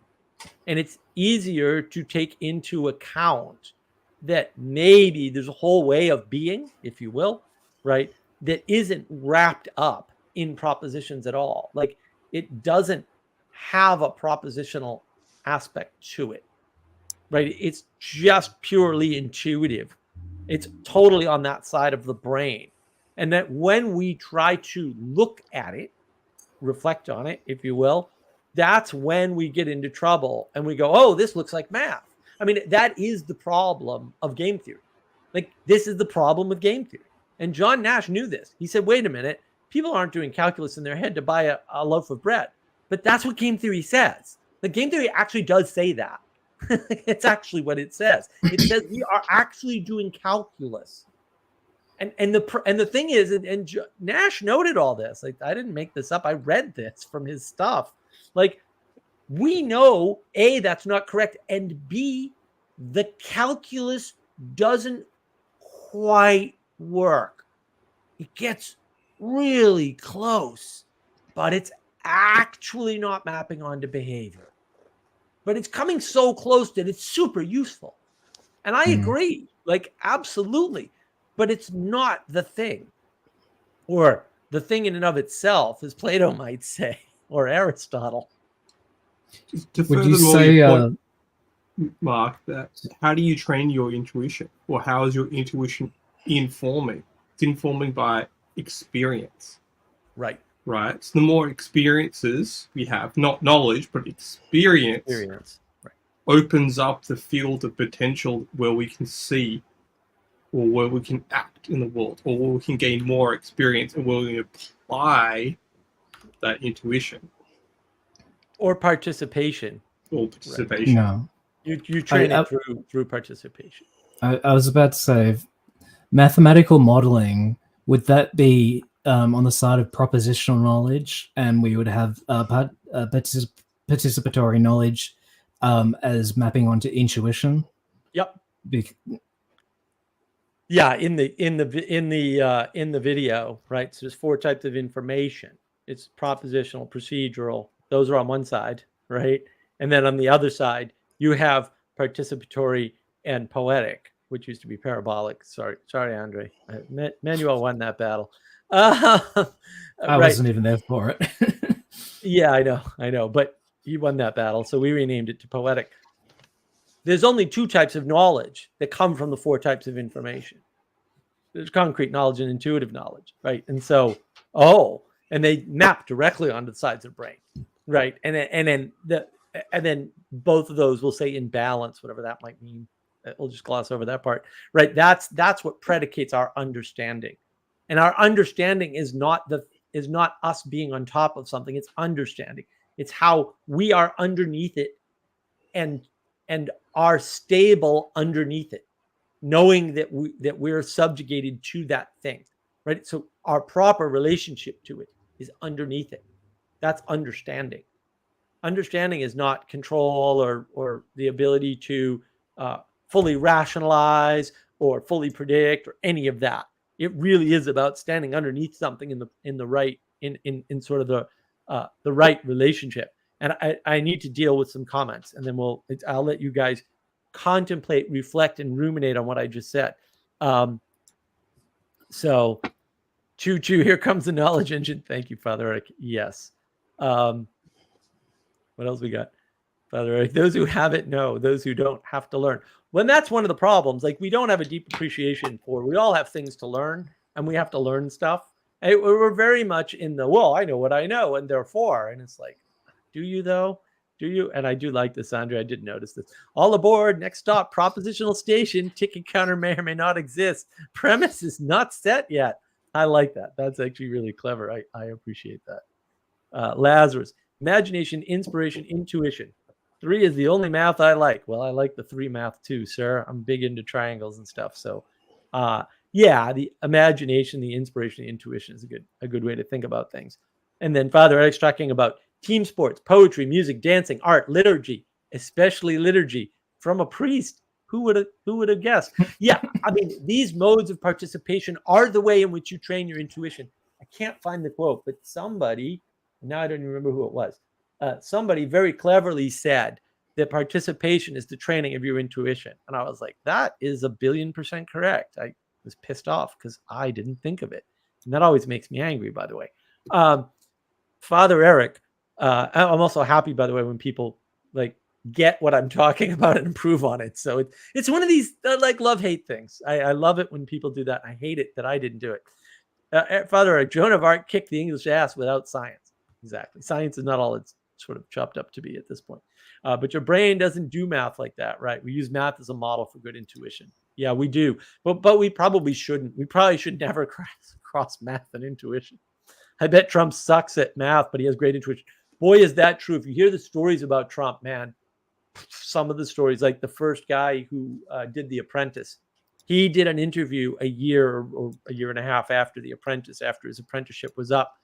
And he was like charged with the Chicago Trump project or something. And he said, no, you guys don't understand.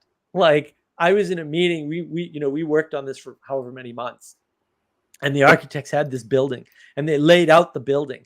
And Trump came in, and I think he was even a little late or something, right? Trump comes in and he goes, no, guys, this isn't going to work. You're not thinking about this. You got to remove all this ornate stuff at the top of the building. And they're like, what? No, we can't do that. It needs to look pretty. And he's like, look, the pigeons are going to come in and poop all over this, and then it's going to look ugly, and someone's going to have to clean it, and that's going to be expensive. And then basically he left the meeting because everything else was fine. Like the guy had done the apprentice guy had done his job well. Everything else was fine. But Trump just came in, saw the situation, fix it. Like, that's intuitive. That's not, you can't learn that. You can't train somebody to do that. That's years of experience. And then Andre again, I have good intuition. I have the best intuition, folks. We're not going to bring all the finest intuition seen into this White House. Fair. Father Eric liked that too. Lol. Yeah. And there's always a danger of thinking evil. Yeah. Well, you know what? That's what we're not accounting for in the world is evil. Like, we're really not. That's the problem. Like, we're just ignoring the evil part. And Mills, do you think intuition needs insight not to be delusional? No, I don't. I think that the way you know intuition, again, you train your intuition through participation. And that's the problem. And people are not accounting for this. Like, they're just, and they want to have it all themselves. Look, I thought my insight told me that my writing of this monologue was great. And I read it this morning. Not to get more insight from me. I had all the insight that I had. And it just turned out that all of my review, all of my contemplation, all of my reflection, all of my rumination on this topic was insufficient. And I suspected that, by the way, because I know that because I have considered that I am a Muppet. And I said, hey, guys, and I do this often, not all the time, unfortunately, but often when there are people in my Discord, I go, hey, guys, hold on. We're in the working session room. I'm usually working. We're in the working session room, and other people are too, and that's great. I'm going to read you this, and you tell me what you think. Now, if Sally Joe's there, this is a total waste of time because Sally Joe can never tell me what she thinks about anything except good or bad. That's the best resolution she gets. For whatever reason, artists are terrible, terrible people. They should all be shot. I'm sorry, Jesse. I can't. They're useless. They're completely, it's pointless. It's totally pointless to ask artists questions. It's just complete waste of time. Might be a little bit hyperbolic there. Maybe a little. So Adam spoke right up, and I've met Adam. So, he's over there in Ireland, probably sleeping now, I hope. And, he was like, no, nah, didn't understand you. I was like, okay, fair. That's good. Right. And had he not done that, I would not have had a flash of insight that fixed this problem. I'm sorry. I'm just not that good. But neither are you. It's not to say that you don't sometimes have flashes of insight and that they aren't helpful, but it's sometimes. And I don't know how often, and you don't know how often, unless you test it with other people outside of yourself. Now, Elizabeth, no, I'm not reading Dr. McGilchrist. He wrote this big, huge book, and it's too big. And it's much like the philosophers that I have not read, although now I've read The Republic, which But at you, one point, you read Atlas Shrugged. Like that. Ayn That's Rand's not a absurd. philosopher. I'll get into that later. No, I wasn't saying she was. Yeah, well, and those are stories. I mean, I love Atlas Shrugged, and I loved The Fountainhead. I thought they were great, but she's definitely not a philosopher for reasons. If they're right, and I come to the same conclusion, then just call me the fact checker of the ancients. I'm fine with that, or of the moderns of McGilchrist's. That's fine. These are not new ideas. I am sure I've picked up on some of them and discovered some of them, whatever. Doesn't matter. I don't care which it is. But are they right? Yes, I have a strong conviction that like most of them are correct, for sure. And that seems to be bearing fruit. I don't know what to tell you. Father Eric loves to do this little experiment on his Sunday night streams with me, right? Where he says, hey, Mark, what do you think the answer to this question is? And then he'll go, well, Thomas Aquinas or this philosopher or whatever agreed with you. And I was like, that's fantastic. I'm glad to know we're all in agreement with the truth, right? And that's what it is, right? And then Anselman, I don't think the standing under idea can be taken from all other languages. Now, maybe not. I do believe it works in Latin, though, which is the root where that comes from, if I remember correctly. Comprende, unlike verstehen, what's the Latin of Greek? I don't know. It's all Greek to me. That's how I resolve it. Father Eric, Mark needs an Aaron to his Moses. I don't even know what that means, so you might be correct about that. One quick note before I release the hounds here. Ayn Rand's not a philosopher because she doesn't have a complete system. She relies very heavily on existing right and wrong determinations to justify her point about selflessness. Now, I extremely agree with most of the objective principles. Selfishness in particular, as she articulates it. Now, do I think she does a good job of this? I suspect not. I need to do more reading on my part, and I will, I promise, at some point. It might be a year or two because I'm very slow. I hate reading. Reading is hard. And Jesse sent me some books that I have to read first. But I do want to read Anthem at the very least, and at least one of the other books. I don't know which one off the top of my head. We the Living. Sally went through my head there. We the Living. I want to read those two and get a better idea of whether or not she actually correctly articulates selfishness in her philosophy. Because that's like, if there's one takeaway from Ayn Rand that's absolutely devastatingly awesome, it's that. But it's a very nuanced position because that's the critique everybody makes of Ayn Rand, right? If you watch The Simpsons, they actually have an episode. I forget what the name of the episode is. It might be A is A or something. But there's the A is A daycare center. Ah, that one, yeah. Now, if you know Ayn Rand, you're rolling on the floor right now because that is the funniest thing that has ever been said on TV ever. Like, that is freaking hysterical. That is the funniest joke of all time, as far as I'm concerned. That is a riot because it's right up the alley of the critique. And yet, at the same time, in the most subversive possible manner, the baby Maggie actually proves that A is correct even for babies, which of course it isn't. Which is the whole thing is just flips. It's so funny. It's so hysterically funny. Of course, the weakness of Ayn Rand is that her philosophy doesn't account for children. And my counter to that was always, yeah, neither does Kierkegaard. Neither does Nietzsche. Neither does Plato. Like these, although that's not true. Plato does in some sense. But like these philosophies generally don't account for children. That is true. Ayn Rand is also of that ilk.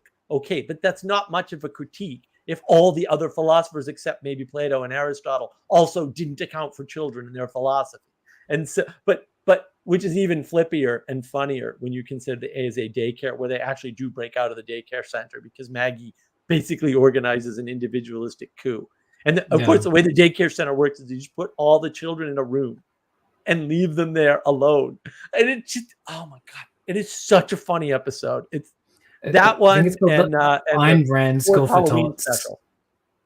Yeah, Forbidden Donut. Forbidden Donut's another classic freaking Simpsons episode. Like that I don't know, that's not the same as The Flying Pig was good too. It's still good.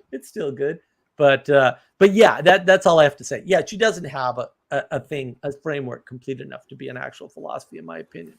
Like it's very weak, even though I love her work and I just adore Ayn Rand actually for various reasons. But I also see the problems. The problems that I see are not problems anybody else has ever mentioned, by the way.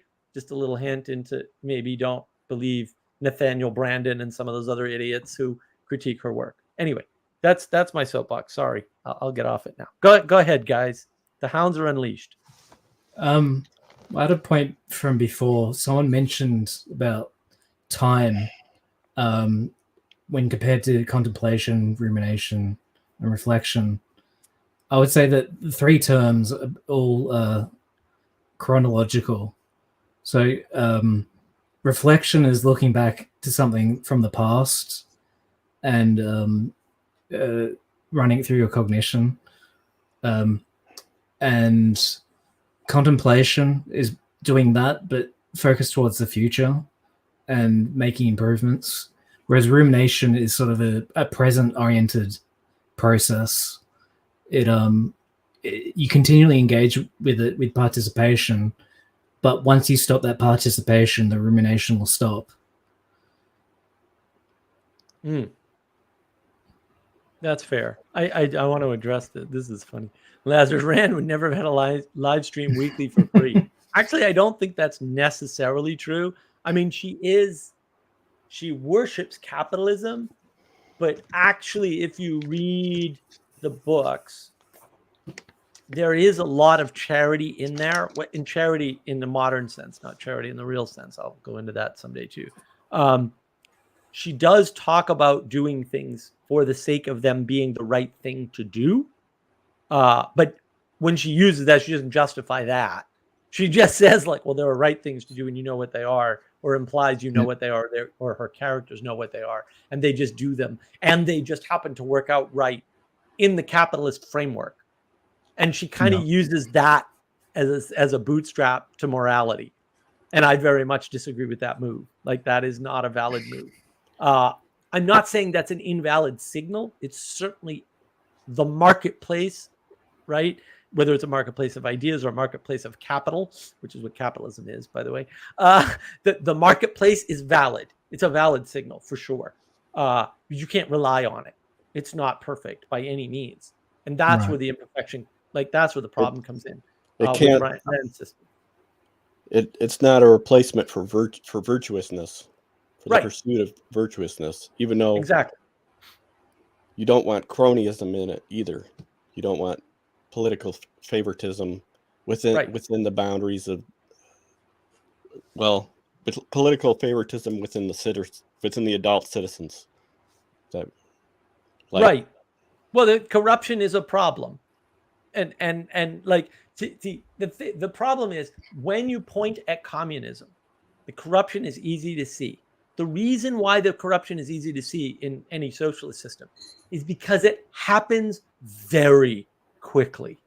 Those systems are really just ready for corruption because socialistic systems play a trick on you. They tell you specifically that there's a neutral state, and that like property ownership doesn't have to exist because there's no responsibility in property ownership, which is a lie. And so what happens is the people who aren't completely stupid about this and are paying attention, because it requires the capacity and the deliberate attempt to pay attention in order to be smart about something. When those two things come together, those people go, well, someone's got to be in charge. Must be me. All these people are missing it. So I'm smarter than them, which is technically true, by the way. So I'm going to take advantage of that, and I'm going to be the bureaucrat in charge of the thing. Or I'm going to be the guy at the top of the pyramid if you're Stalin, right? Or Mao or whatever. Fair enough. But you see, the corruption is almost certain to happen immediately in a socialistic system. Almost certain. Because there isn't competition. Because the assumption of the people building the system, and maybe they believe this. I have no idea. I don't care if they believe it or not. Stalin knew better, clearly. Like you read some of the stuff he wrote. He understood exactly what would happen and exactly how to take advantage of it. And he very deliberately did that. Like he's a smart dude. Like you want to talk about all the other smart people of the 20th century. They can all go to hell. Hitler and Stalin were geniuses. They were next level geniuses. The only people that even rival them are guys like Churchill. Like, and I don't think Churchill was smarter than either of them, by the way. I don't think so. Like Stalin and Hitler both got the drop on Churchill. Not that Churchill didn't see what was coming, but he wasn't there, man. He just wasn't in front of it. He was caught up with it, but he wasn't in front of it. So, you know, but the problem with capitalism is that corruption is a constant. And so you've got a constant amount of available corruption in any system. Well, if the socialist just takes the corruption up immediately due to the nature of the lie that's inherent in the story it tells, then it's easy to see. But in a capitalist system, it's not so easy to see. So maybe it doesn't get taken up right away, or maybe the corruption goes up and down. You know, you can look at the United States. You can say, oh, well, we've had more and less corrupt administrations or presidents, or however you want to think about it. That certainly happened. I can point to a whole bunch of examples. I don't think there's a purpose. I think we all agree that can happen. But when does it become too much? Like, when does the level of corruption become so great that it's the same as a socialist system? Well, that's a harder question to answer. And I think right now, one way to look at things, I'm not saying this is the best way, one way to look at things is to say, well, the socialists are noticing there's such a high level of corruption that it doesn't matter if they swap out their system. And so they're trying to convince you that's valid. And like I do think some of them are doing that too, by the way. To tie it back into the topic, there's definitely something to be said about how do we use contemplation to get out of mainstream corruption, right? But, or just recognize it. The problem isn't getting out of it. You're not getting out of corruption. There's always corruption. Yeah. Right? So what fights corruption? Like, what is the best disinfectant? Well, sunlight. And so that's why one of my big crusades, and it is a crusade, that's the correct term, is calling out evil and doing it poorly. Like, don't worry about whether or not you're correct in calling out evil. I mean, worry about that, but like, don't not call out things you think are evil because you're worried about being perfect. Call out evil. Like, call it out. Like, no, this president is evil, or that bill is evil, or this action is evil, or, you know, this court system is corrupt, or whatever it is. It doesn't matter, but you should call it out. There seems to be maybe a divide is an oversimplification, but there's there's differences of opinion on is the corruption, how centralized is the corruption? And there's something really important that I think that I've been thinking about recently, and just framing it as corruption to unite everyone against the corruption. And at least where we're at now, until we can build enough distributed cognition to figure out what the heck's going on. That resonates at all. Yeah, I look, I think there's something deeply right in the orientation that you have, not the direction, because that's important, but orientation, right? Which is that, yeah, we need to be paying attention to these things, and paying attention to them is good and important. But also, when we try to tie too many things together, that's the rationalization. That's the assumption that the world is rational. And the problem is the world is not rational, or at least it's not that rational in that way. I can make an argument for a rational world. It just looks nothing like what you expect. Right? So what that means is that we see conspiracies everywhere, because a conspiracy is an over-rationalization of the world. And I know I've said this before. I'm sure you've heard it, class, right? Like, if the world is rational, if the people in the White House actually right now in the White House of the United States are intentional, competent actors with a plan, right? Who are actually correctly implementing that plan, then the most rational, and I'm not being hyperbolic, the most rational explanation is that lizard people are in control of the White House. Whether they're actual lizard people or whether they're like, the lizard people are like, no, dude, you have to do this. It doesn't really matter at that point. But they are in control of the White House. It just turns out that most people are grossly incompetent, especially most politicians. Like, a competent politician is such a rare find that, like, if you see one, you should make sure they stay in office forever. I don't care about term limits at that point. Probably get them a lot of bulletproof glass or right. But security. but also, I mean, Rand Paul was in forever, and he was clearly, a super competent guy, like fantastic. I think he was alone, and so you can't do much, right? But he did a lot. Like, he did a lot. Without him there, everything's worse, right? And his son, Rand Paul, right? Another super competent guy, sitting in a large body of incompetence. But, like, without them there, it's worse. That's what we're not accounting for. Like, everybody wants it to get fixed. It's not going to get fixed, but we can make it better. But the people who would make it better have to take the hit, because there is nothing worse than being the most competent person in a room. Nothing. I can't explain to you how horrifying that is. Or try worse yet, being the most competent person in a courtroom during a proceeding. That sounds scary. No, I wanted to kill myself. And I'm not joking.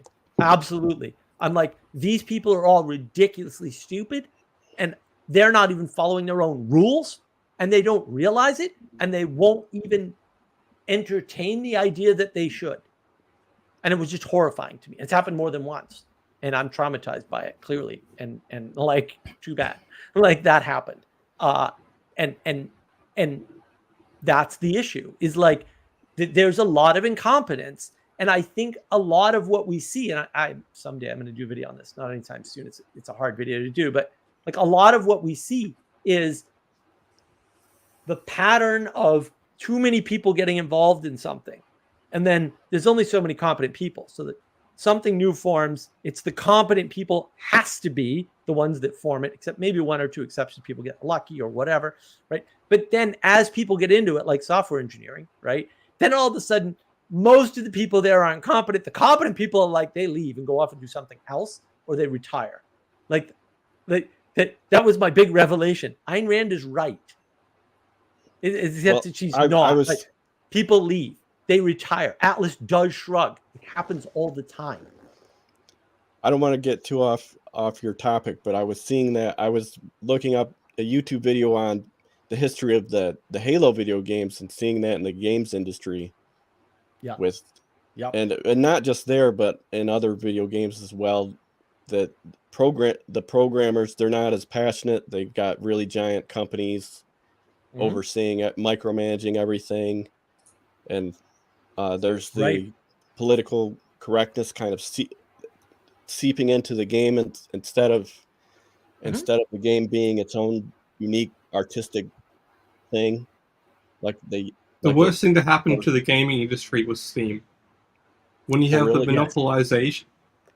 monopolization of talent, why would you go work for a big company when you can downscale, work with 5 of your friends, make something that's a passable product, and reap maybe 10x the reward that you would get over working for a company? So if you work for a company for 2 years and say you're going to make $100,000, right? You work with 5 of your buddies on the weekends or 3 days a week to make a 2D or 3D game, or in the case of Minecraft guy, 3D project or whatever, comes up with it, spits it out, and then it gets bought by Microsoft 5 years later. That small seed of using his talent has maybe 100x. I'm not sure what it is, but it's the vast amount of value you would get by essentially getting out of the monopoly and just being your own actor in the field. If you can do it. But the other problem is most people can't do it. Right? And so their option is to work at a company or to work at a company or to work at a company. And they don't like that. And I understand why. But even really talented people, look, 95% of all businesses go bankrupt in 3 years. 95%. That means most people who try to start a business can't pull it off. And in fact, most people who are serial entrepreneurs, their second businesses fail, and their third businesses fail, and their fourth businesses fail. In other words, the first business, and Taleb talks about this in his books. Read all of Nassim Taleb's books. They're great. They might have gotten lucky, or they might have succeeded and not known why. And you see this in, oh, shoot. Now I had it. This is the myth of living your dream that's been sold to us. Right. As though you can do that. Yeah. What's the animation studio there, Jesse, that Disney bought? Pixar. Thank you. Yeah. Pixar. This is the untold story of Pixar in 40 seconds here, or whatever I can manage. Pixar gets invested in by Steve Jobs. Steve Jobs picks the talent. There's a singular guy in there. I forget the guy's name. I apologize. He is Pixar. Or Andrew Stanton, I think he was trying. Maybe. Yeah. He's the guy who sleeps under his desk, just like Elon Musk. Sleeps under his desk, basically destroys his family, and ended up getting a divorce, I think, over this stupid company. He leaves. Pixar goes downhill immediately. That company was held together by one person. Steve Jobs, who I don't like Steve Jobs in particular for various reasons, but he knew how to pick talent, man. That was his thing. He was a jerk. He could not run a company by himself. We know that. Every time he tried, he failed. But when he had a talented team and when he had the team he picked, he did very well. He also, by the way, effectively created the modern software industry entirely by himself.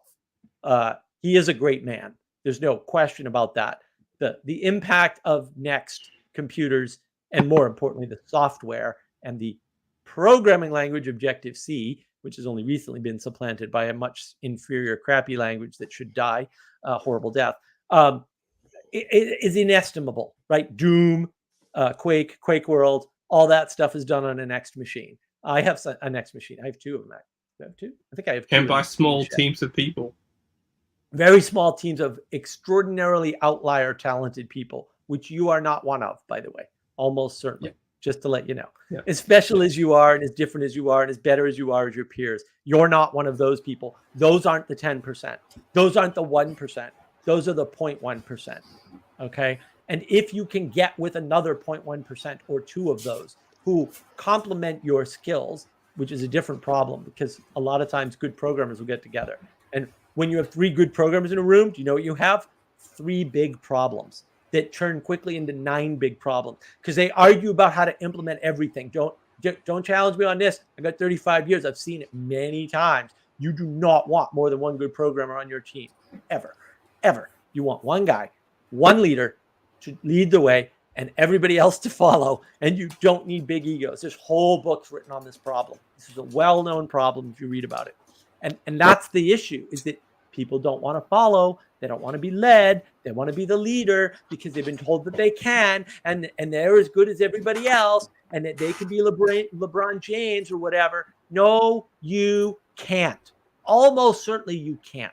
I'm sorry somebody lied to you about that. I'm very sorry. I wish they hadn't done that, but they probably did. And like, you know, maybe to wrap this up, we'll bring it back to Mr. Punk here. Steve Wozniak, yeah, at the same time he's working for Aria. What's the company called? The one that goes out of business. You know, what's the famous one? The famous games company. Not Artoria. Doesn't matter. What's the one? Anyway, he's working at the one that's the printer first, and then it becomes a game company. So he Atari? has the number one Atari. That's it. Yeah. So he's working at Atari. Atari's getting into the video game industry. He has the number one game that year in the world, the number one game, and he also releases the Apple One. That, guys, that just doesn't happen anymore. Like that is a unique person. Like, special is like a word we have like demystified to the ends of the earth. That just doesn't happen. So, but you can see that monopolization, Mr. Punk, in almost any aspect, any creative field, probably since the 1950s. That's why science sucks now. Well, we haven't gotten anywhere because it's all been monopolized out. We're not filtering out anymore. We're just amplifying or magnifying the amount of hypothetical potential that a marketplace could buy into, right? Like, because you're literally buying your university degree now. You're not being granted it through an institution. You're literally buying it. Can you buy it and can you pass? Yes. It's not, it's not filtering for good people anymore. It used to filter for good people, right? Because like people in the past used to work and go to college. They didn't get grants. They worked their way through college. Now, if you're willing to do that, that says something about you already. And if you pull it off, you're not average. You're way above average because you got to track your job, whatever that is. And you have to track your studies. Like, it's a filter. And without that filter, by making it too accessible to everybody, we don't know who's any good at anything anymore. Like, people with degrees in the computer industry, I destroy them. I don't agree in anything. I know where a college is, but I've never been to one. Like, but I destroy them because I'm extremely well read on computer history and computer science. I go to interviews and I'm like, where did you get your degree? I worked with somebody from MIT who couldn't debug. He coded in C for 30 years, but he couldn't debug to save his ever-loving soul. I can debug without even seeing code. Like, I just have a natural talent for it. But like, things are all over the place. And that's not to knock on him. I mean, he was a far better C programmer than I'll ever be. That's for sure. But like, he can't debug.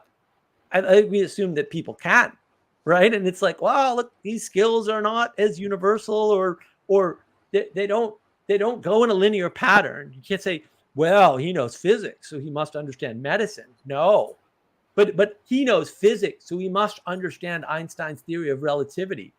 Maybe not.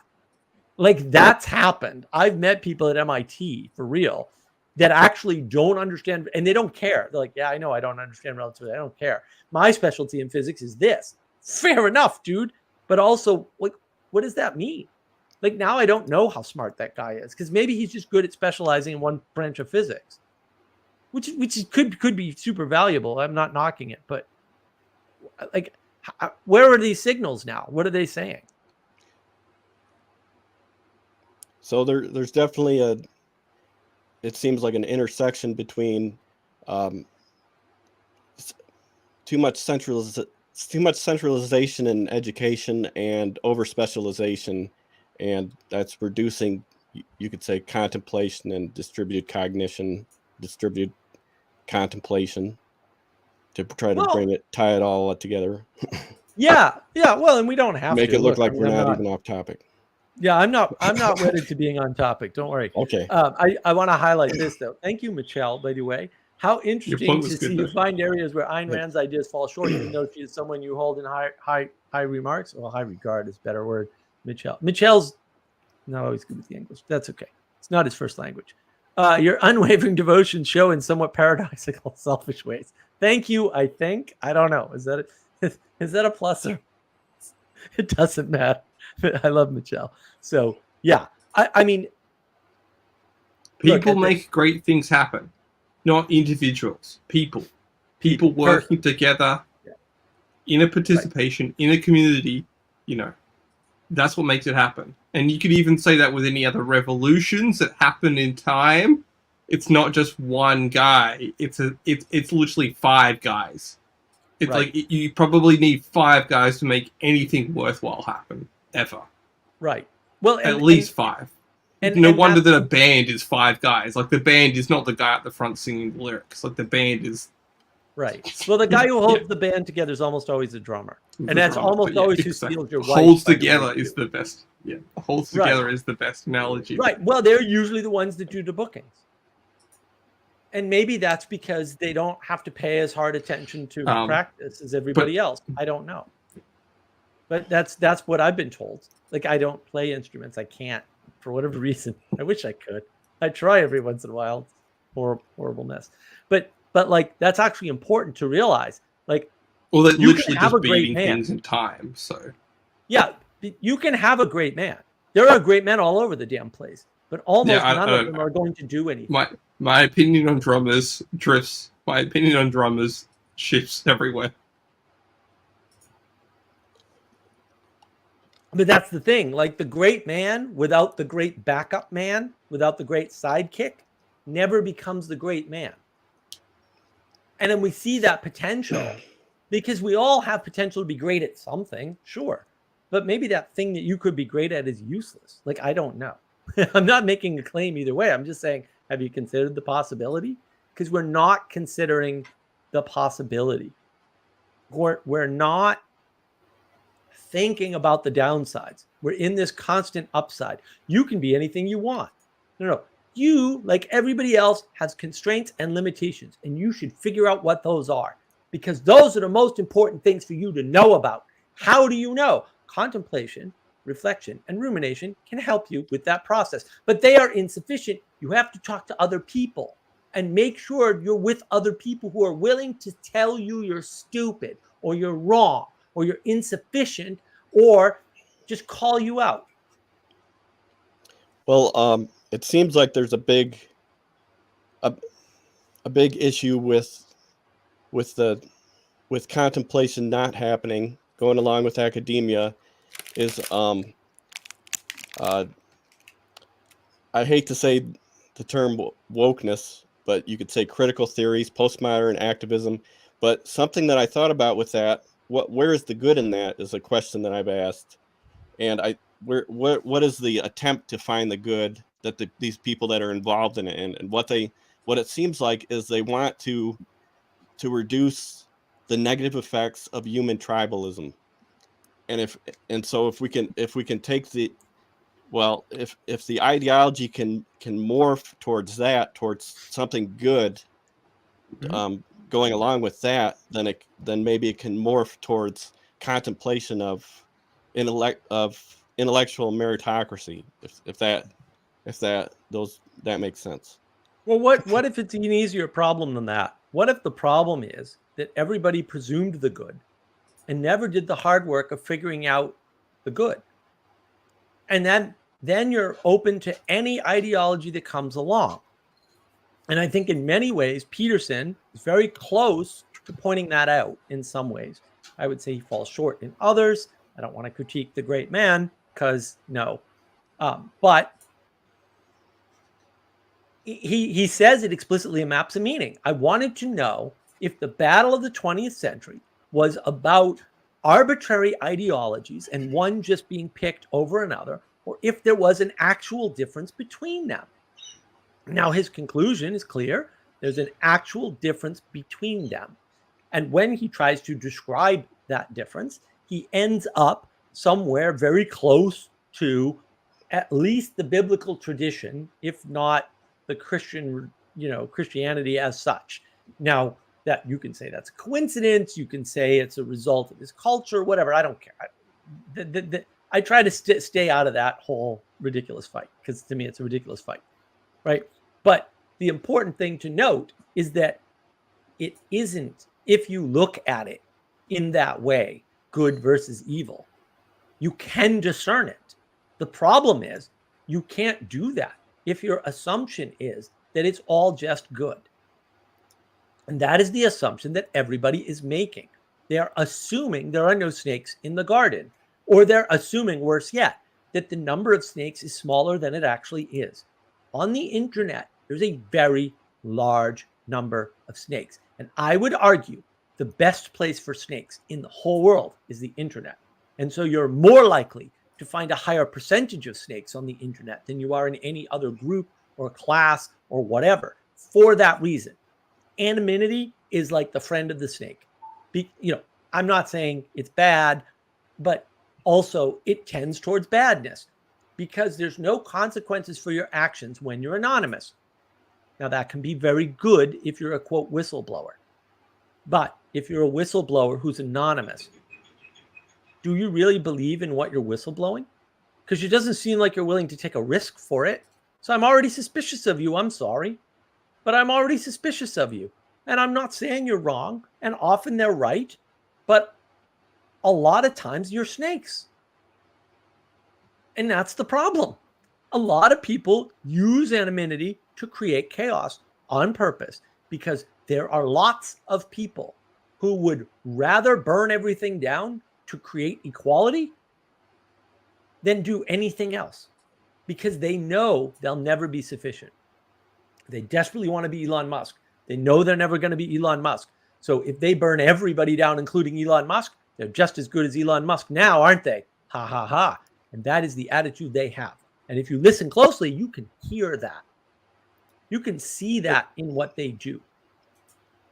There's something that's there's something really interesting with, you've talked about this need to have a poetic view of reality, a non-propositional view of reality, and there's something that goes along with that. And first and foremost, seeing us all as human beings, rather than looking at our genetic traits, going along with these critical theories or whatever you want to, wokeness, postmodernist activism, and you kind of wonder how it's amazing that the power of the bandwagon, the appeal to bandwagon logical fallacy, or the power of needing to belong, or what all these, whatever it all is stopping this ability for us to see, for so many people to see all of us as a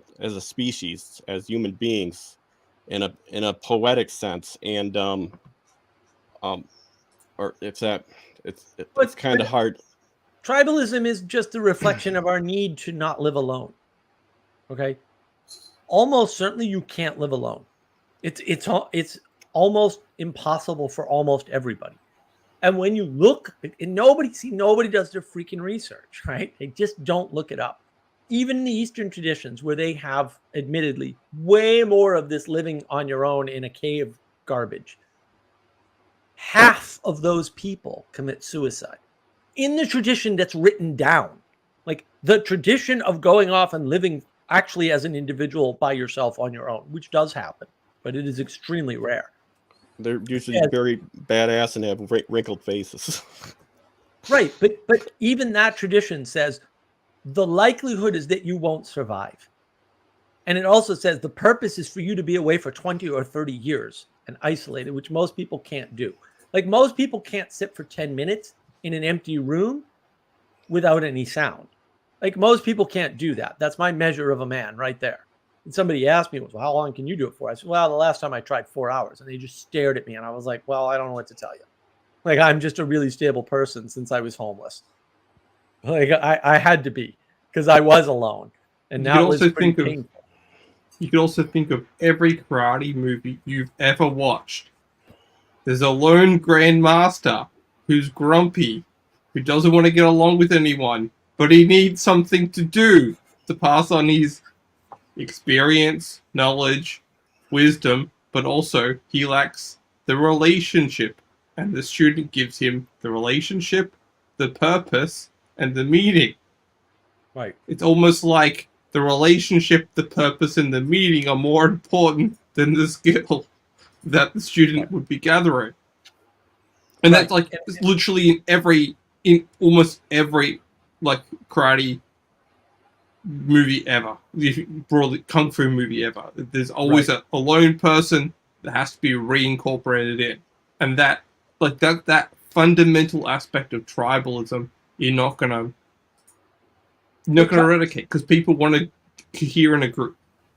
Tribalism is the misunderstanding of a clear signal that you can't live alone. That's all it is. Like, it's just a misunderstanding. It's a bad framing of what's actually happening. You cannot live alone. Okay. Look, if you're on the internet, that living in a group is not equal. You can't live in group cohesion is not equal. Group cohesion implies trade-offs. Let's do one step at a time. You cannot live alone. Period. Full stop. And you're on the freaking internet, dude. You're reliant on a whole bunch of people who run the electricity system, right? This is another thing Peterson's great at pointing out. A whole bunch of people who run your internet system. They're probably not the same people. I mean, maybe in some cases they are. Probably not. If you're in Australia, you've got the Wallaby Packet Network. You got to rely on the wallabies and the kangaroos, right? So you're also relying on whoever the hell built your house, whoever maintains your house. Do you have water? Like, who drilled your well? Like, some people do some of these things themselves, but almost nobody does them all themselves or did them all themselves. Sometimes they rely on somebody in the past building them. Because Sally Joe right now is screaming at me, I know. She's like, no, that's not true. My cousins are living in a house their grandfather built. Whatever, right? But like people in the past you relied on.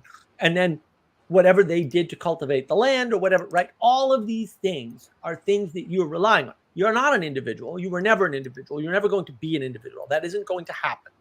Okay? It's just not going to happen. And then maybe trying to be an individual or pretending like you're individual, right?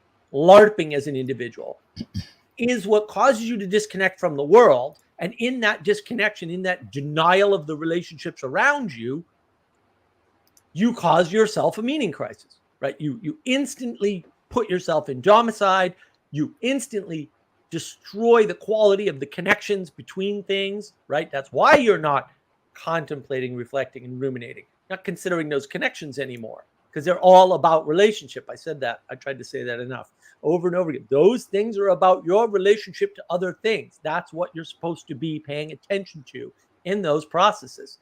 What is the relationship? How does it change with the basic sort of one-to-one, like, oh, I did this and this didn't happen, right? How does it change in time with relation to the past and the future? Oh, how does it change if I change my starting assumptions, right? Those are the three things. And it's like, okay, what happens?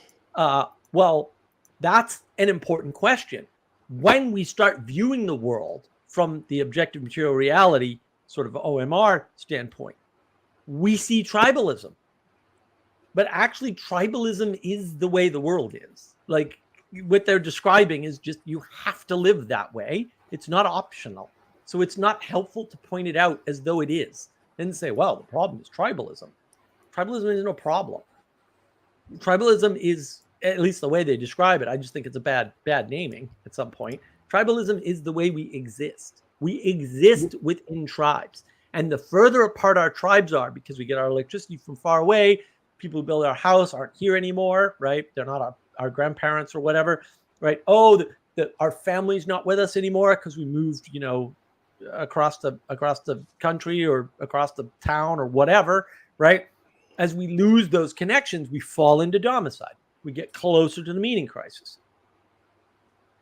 So I'm going to say something that might be a little bit controversial, but if we wanted to attend to the problem of wokeness, it is not making a school of thought that contradicts wokeness. It is finding how many people we can fire or exclude, and then the bad actors will go away.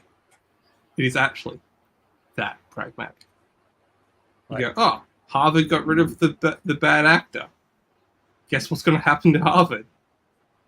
It's going to get better because it's no longer controlled by a bad actor. Well, Harvard's got a whole board to fire, but yeah. But it's possible that if they get another good president, that will spread up, and the board members will get pissed off that their thing didn't work, and they'll go elsewhere. Like, so all hope is not lost by any means. But yeah, you're right in theory. Like, we just have people to implement replace the change. bad actors with good actors. The problem is nobody can discern those things anymore because we haven't been focusing on that. Yeah. That's the problem with society, is that no one's focusing on the thing that Peterson's talking about. Weird, huh? And this is why it's the Peterson sphere. He's pointing at good and evil, guys, and no one else is, including, sorry, Father Eric, most of the people in most of the churches. Like, they're not doing that. And this is why people are bullshit about churches and masks. Like, the churches of all the places on the planet should have figured this out intuitively and gone with their intuition and said no to that nonsense. And some of them didn't. And people should be pissed about that. Yeah. Actually, Catherine's in the chat, and she made an excellent point, which is a person ceases to exist when alone. You could say that just as much as, bad ideas cease to exist when bad actors are quietened. You could say that a bad actor has an over-specialized worldview, but not everyone who has an over-specialized worldview is a bad actor. I don't know. Right. No, I mean, but that's the problem of discernment of good and evil. That's what we're not doing. Because we're not paying attention to relationships. We're ignoring our intuition, and we're preferring our propositions. The problem with propositions is that they require a lot of interpretation. A lot of interpretation. When it comes to trying to understand more about virtues or virtuousness from a propositional, to the degree that you can from a propositional standpoint, if you try to research that stuff, it's like we don't know that much. It seems right. We don't know that much about morality. We're relying on knowledge, and that's the age of gnosis, where knowledge is the highest sort of a thing. And that's what I tweet about.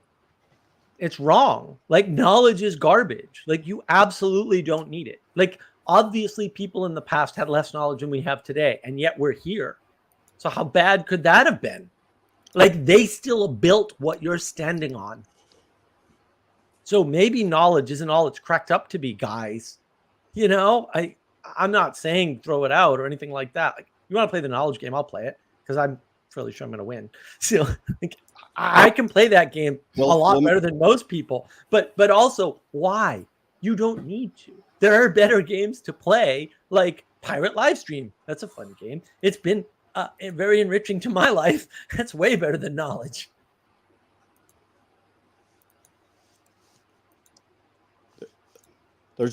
I can see what you mean now. There's a sense of, if you're not focused on this fundamental idea of good and evil, which kind of goes along with a focus on moral truth, then you're leaving a vacuum for cultures which are going to reduce contemplation and distributed cognition. I'd like to say distributed contemplation just to make it more accessible. Mainly participating.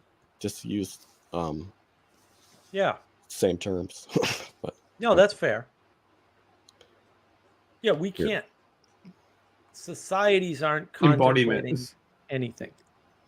And the solution is embodiment, participation, active engagement. So could you go into embodiment just a little bit? Give me an idea. Jesse, why don't you jump into that? I'll be right back. Rough. Okay. Here's one way to go about this. And apologies for the airplanes. I'm not sure why I'm getting so many airplanes. Which is why my internet's dropping out.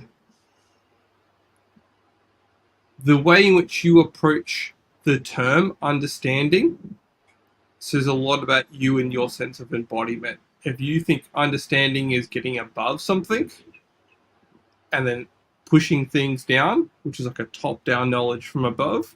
So you can have the ultimate perspective, and then you can see everything else is lower, inferior to you, right? So that's how you approach that term of understanding. Then that lacks embodiment, because there's nothing higher than you, because you have the understanding. Okay. So when you're using the term embodiment, you're talking about there are concepts, forms, to guides, or certainty. spirits, residences that inspire you to action or fill you with action, and you understand that because you can't fully grasp everything at one particular time.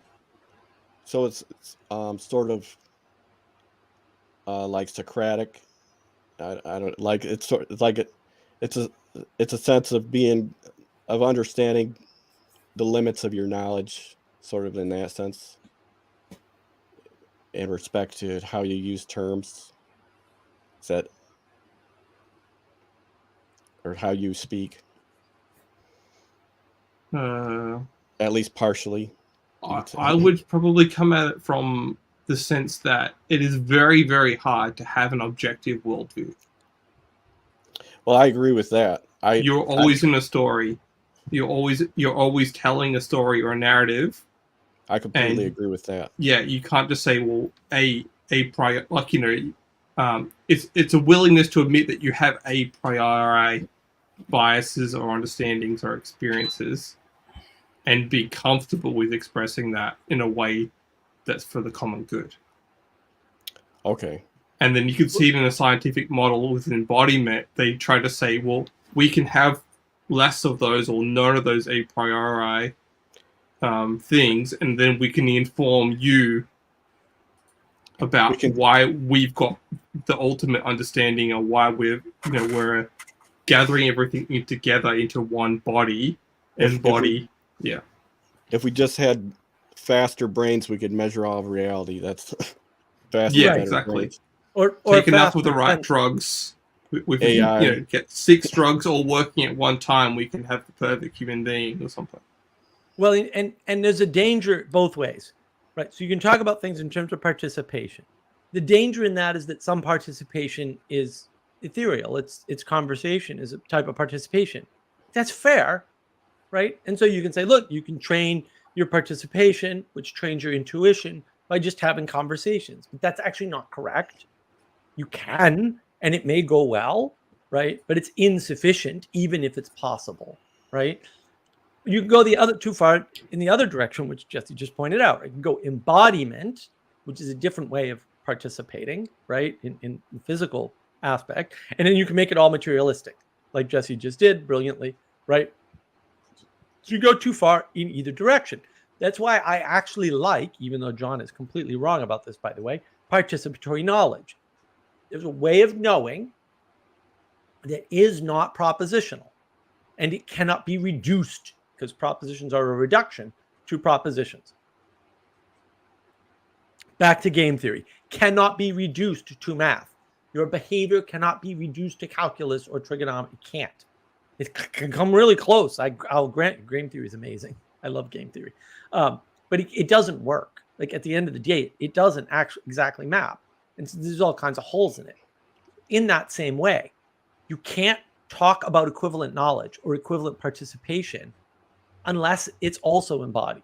And so it's participation that is embodied, where you are engaged in noticing, in recognizing a change outside of yourself.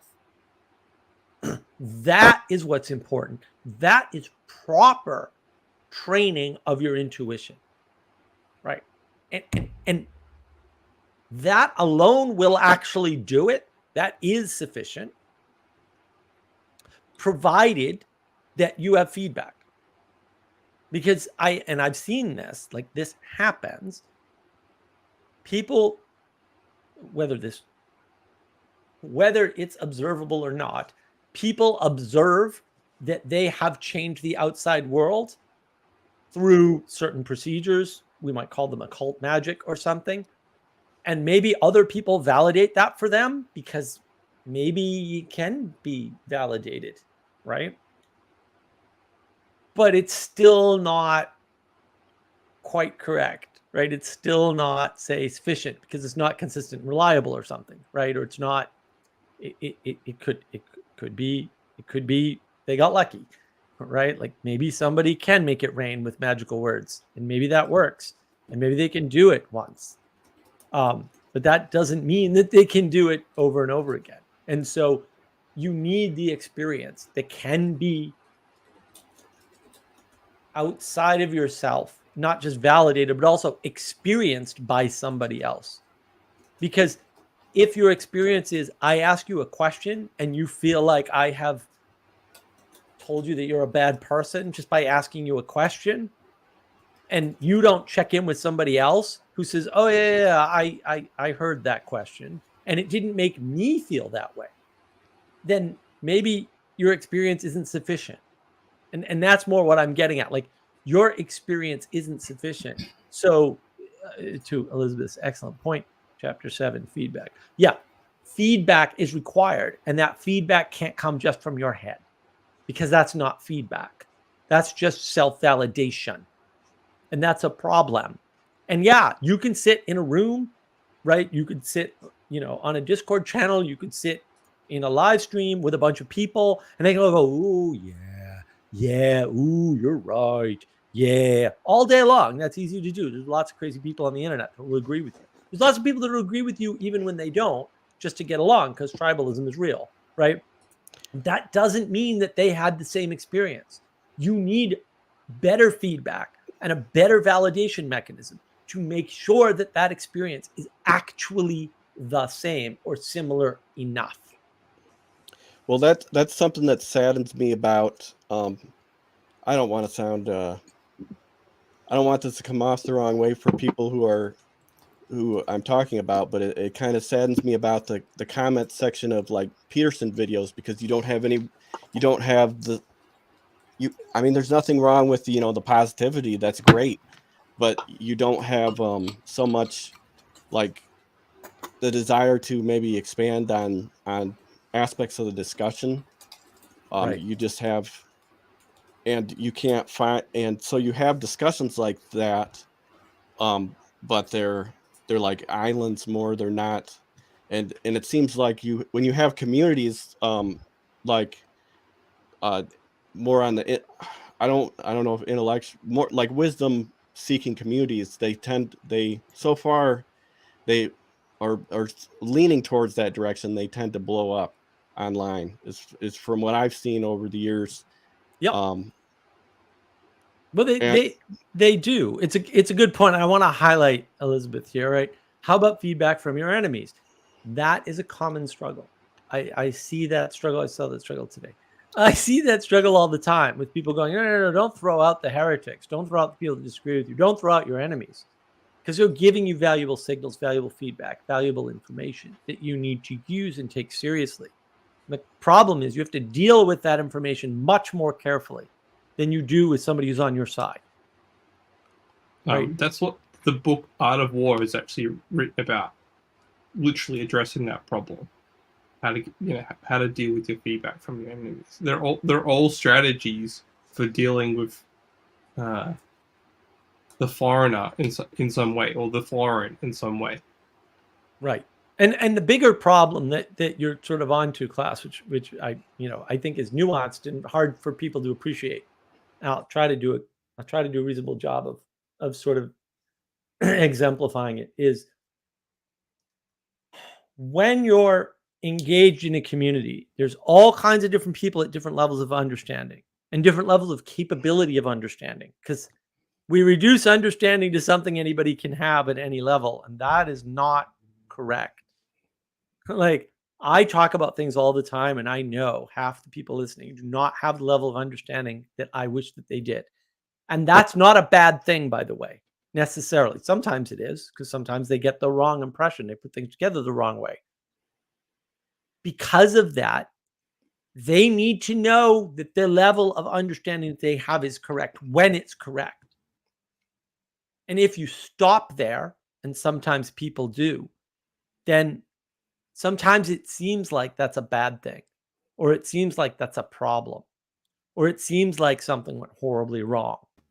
But maybe not. Like, maybe that's not a bad thing. Now, should you go into depth on some things? Like, look, man, if I were like hanging out with Peterson every day in private and such not, or for a couple of hours or whatever, there are things I would tell him that I'm not going to go into on any kind of public forum, that I sometimes go into in private forums on my Discord or whatever with people who are engaged, and understand that critique in private is different from critique in public, right? Which is different from the critique you have in your head. Those are three different types of critique that should be different. And if they're not, that's a bad thing, right? Those sorts of things, maybe he should go into this more. Maybe he should go into that more. I don't know. I'd love to have a conversation with him and see what he thinks, whether or not he's even considered going into certain topics more or de-emphasizing other topics less. I mean, there's a bunch of stuff about why people followed Hitler that I would like everybody to understand. I don't think Peterson actually has taken into account. Whether he knows those things or not is irrelevant, right? But I'd love to find out. But then even if that's true and he agrees, the question is, should he? Because maybe he shouldn't. I don't know the answer to that. I'm not going to pretend that I do. Like, I have no freaking idea. Should you tell everybody that, well, yeah, the reason why people followed Hitler is because he saved Germany from certain destruction, and nobody thought that was possible.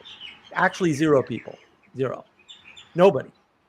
Like, that's actually real important to know, because then it makes it all make sense. Well, that's why they followed him, because he basically performed a miracle. And if somebody performs a miracle on that scale, like saving a country, and not only saving it, like, people do not understand.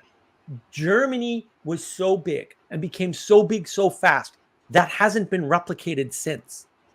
There hasn't been a rags to riches story on the scale of a country or a scale of a geographical area that size since. And we are still living in the legacy of German technology. We have not advanced rocketry past what the Germans had. Granted, we took what they had and advanced it from their point, but we didn't get there on our own in the US or in Russia. The Germans did that. Nuclear power. Yeah, they got there first, guys. All the nuclear scientists were German. All of them. Right? Like, we're still living in the shadow of the advancements of Germany. Still. Like, that hasn't ended.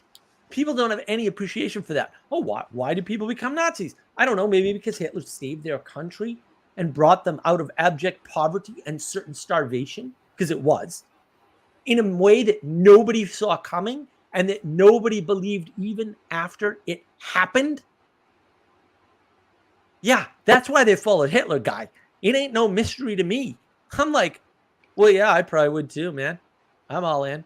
Especially a guy like that, who's super charismatic, who trained to be charismatic, who fought and used language to its greatest advantage, right? And used showmanship to its greatest advantage, and didn't invent marketing by any means, but used what we would call marketing to its greatest advantage, and had the very best people around him helping him too, by the way. Because again, there's no great men, or rather, there's lots of great men, but most of them don't emerge, right? And there's not a huge number of them. There's not like millions, right? But there's probably 100,000, right? But most of them don't become great men, or at least aren't seen as great men, because they don't have the right guys around them. Hitler had some of the best generals that have ever lived, right? Hitler had the experts in what we now call marketing. Like, Hitler had these things, and he recognized them, and he got them.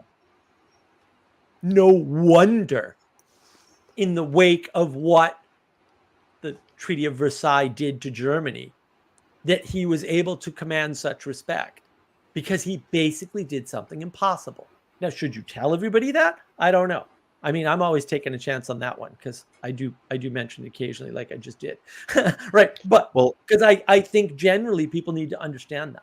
Like, you're not getting the full picture here. And I understand that you're not. And I understand that feels like you're badly treated. But also, like, maybe you can't even appreciate the story that I told, because you don't know. Like, we don't have poverty the way they did. Like, I've heard people talk about poverty in the United States, and I'm like, we don't have poverty in the United States. I'm sorry, we just kind of don't. I'm not saying universally, but like compared to the poverty in India or parts of Africa, are you kidding me? There's people in India right now walking down the street, dropping dead of starvation. That doesn't happen here. Maybe somebody starves to death. Cooking food with cow dung. Yeah. There's all kinds of things going on in the world where there's actual poverty, where people are like dying because they can't get water. The US doesn't really have that. I'm not saying there's zero, but it's almost zero. And even in those cases, usually they have a place to stay, or they could have had a place to stay, but for their mental illness or their problem with authority or the fact they made a bad decision and got lost in the woods. Like mostly people don't, but that happens every day in India, probably multiple times a day for all I know. India's got like 1 billion people. Like who knows how many of those people are actually starving to death at any given moment and never had a home, or had a home and lost it almost immediately when they became, quote, old enough, whatever old enough meant in their culture, and they were cast out of their home because there were 9 kids or whatever situation. There's all kinds of situations in India we know nothing about. Like, that's kind of a big deal. And then we talk about poverty in the United States, and I'm always like, what is wrong with us? Like, why are we broken in this way? Hey, and then I want you to go back to a place that was actually starving that hadn't been, because of a stupid treaty done by a bunch of greedy jerks called the French, by the way, that my family abandoned and would rather live in the freaking frozen, unlivable tundra of Canada than put up with. Really good bread. About the damn French. Right. Well, it should tell you something about them, right? Like maybe they were bad people. Like they were like, let's get out of here and go live with the freaking beavers in an unlivable temperature.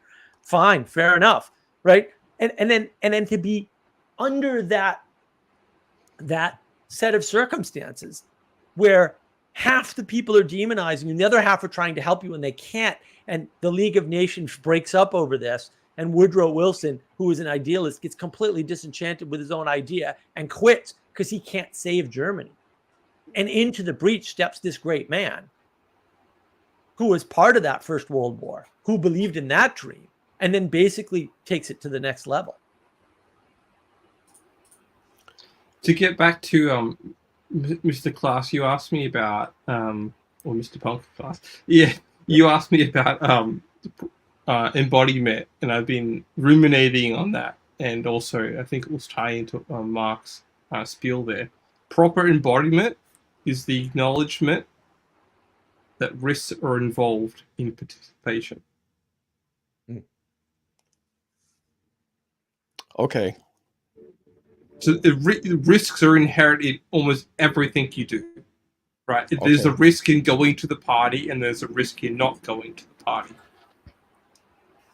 And the way you know that you're properly embodying concepts, ideas, situations is your willingness to accept those risks. When you deny those risks or try to live a priori and try to filter them out and say, like, I can just do something and we'll see what happens. Like that never, like that never happens. Like we'll see what happens. Like you kind of have, yeah, exactly. You kind of have some sense of what might happen, but you're kind of denying that there's going to be risks. Yeah.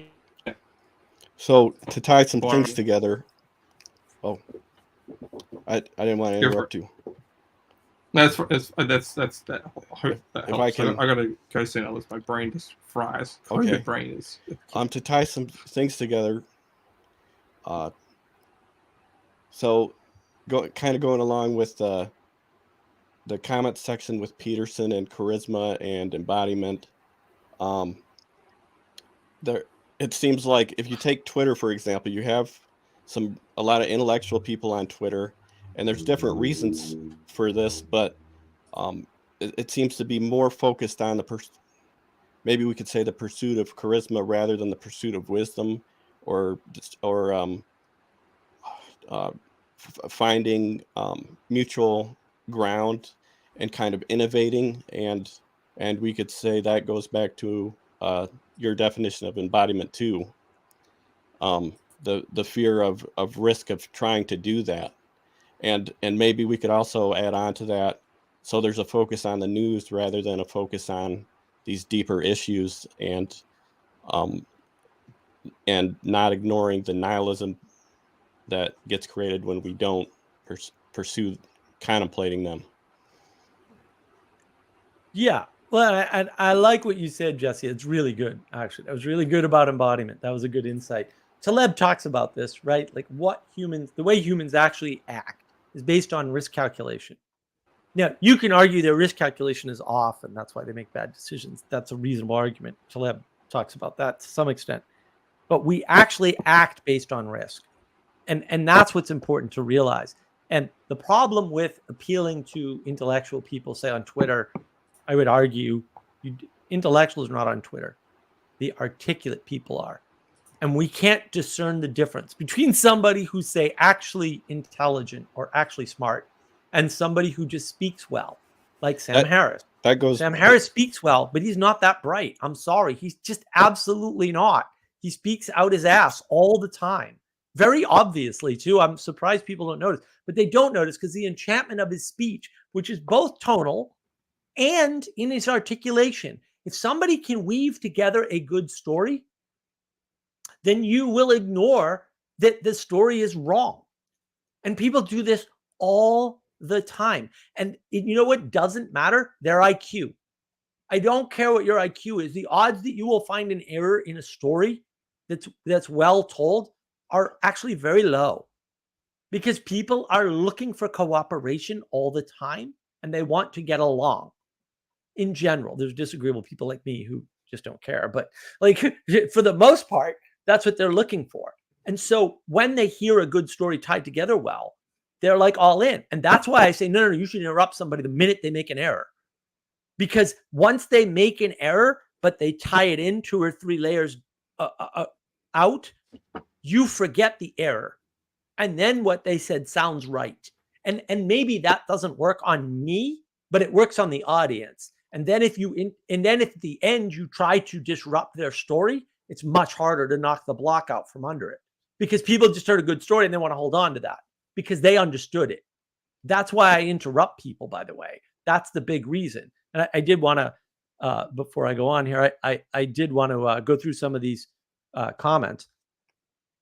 Anselman. The Germans were atrociously treated. Exactly. Elizabeth, war reparations did the job, right? And after each war, yeah, they really were mistreated after each war. And in some hospitals here, it has happened. Yeah, it's nice rant, Mark. Thank you, Elizabeth. I liked it. Don't forget the bloodbath of World War I. Yeah, well, how is all this stuff? How is Hitler born? He's born in a bloodbath. Baptized in the bloodbath. It is World War I. That's the best way to look at it, right? And I argue there wasn't a second World War. It was just one big World War with a break in between. World War I was an outcome of general decline or rejection of Christianity in France, Germany, and Britain. Blame the Darwin mythology. I agree with that to some extent, but at the same time, it's the over-adoption of treaties as a solution to a problem, right? I mean, there's books about this, although they don't couch it the way I'm going to couch it. The reliance on the treaties instead of reliance on looking at good and evil, which is facilitated by exactly what you pointed out, Anselm, which is a strong religious tradition that teaches you the discernment between good and evil. The reliance on treaties for that, the propositional reliance, is the thing that causes World War I. Like, nobody disagrees with that. They all say it's bad treaties. The question is, why were you relying on treaties, you idiot? And a lot of hay has been made about, well, this leader just made a bad decision because he followed the treaty. That is true. But the question is, why did he follow the damn treaty? And that is not so clear. And yeah, Elizabeth Peterson, charisma and comments. Exact. Yeah, exactly. Yeah, it really is. Anselman, man as ape goes to war for evolutionary supremacy. Right. And that's why you see war. Although I still argue the propositionally stuck people, the ones that talk about things in that way, are the ones that are causing the war. And you can't say that post Ukraine and post Palestine Israel Hamas. Like you can't say you don't see that now. It's pretty obvious. I mean, if you're not seeing it, then you just have like some kind of block. And fair, you probably do. The $10,000 Christmas silk pajamas now. Fair. Oh, baptized in bloodbath. Title for chapter 2. Why don't you write the book, Elizabeth, and then I don't have to, or at least write me all the chapters and send them to me. You have my email. Anselman, you may also ask who funded Wars and Revolutions. Some back both sides. Well, yeah. Look, almost all revolutions are backed by smart people or intellectuals of the time who want control and back anarchists and validate anarchists. I mean, Peterson talks about this with the kulaks, right? It's also explicitly the murder that caused World War I. That's explicitly what happened, right? You have two different sides funding the same anarchists so that they will kill the person who is most on their side, by the way, which is just like the whole World War I. Like, man, the way that started is so screwy. It doesn't sound believable. But the more you dig into it, the more you're like, well, that's weird, because the whole thing is weird. The Russians and the Germans are trying to start a war, and they're using the same anarchy groups to do it and paying them money because they want the war and they think they can control how it unfolds. And they just turn out to be wrong. And then Hitler and Stalin actually figure all this out, by the way, later. And that's why they rose to power after World War II, or as the result of it, because they knew what was going on and they knew where those idiots went wrong. And they took over because they were just smarter. Like, they were actually smart. They weren't like Sam Harris smart. They were real smart. They weren't Twitter smart. Most of the people on Twitter aren't smart. Most of the people on Twitter are articulate. And we confuse those two, and they're hard to tease apart. Like, I'm not saying like, well, you should know better. I'm not saying that. I'm saying like, it's hard to know, especially in a medium like that, where all you have is articulation to go on. How do you know which articulation is correct and which articulation is wrong? That's the battle right now, is, well, who's actually lying about masks and who isn't?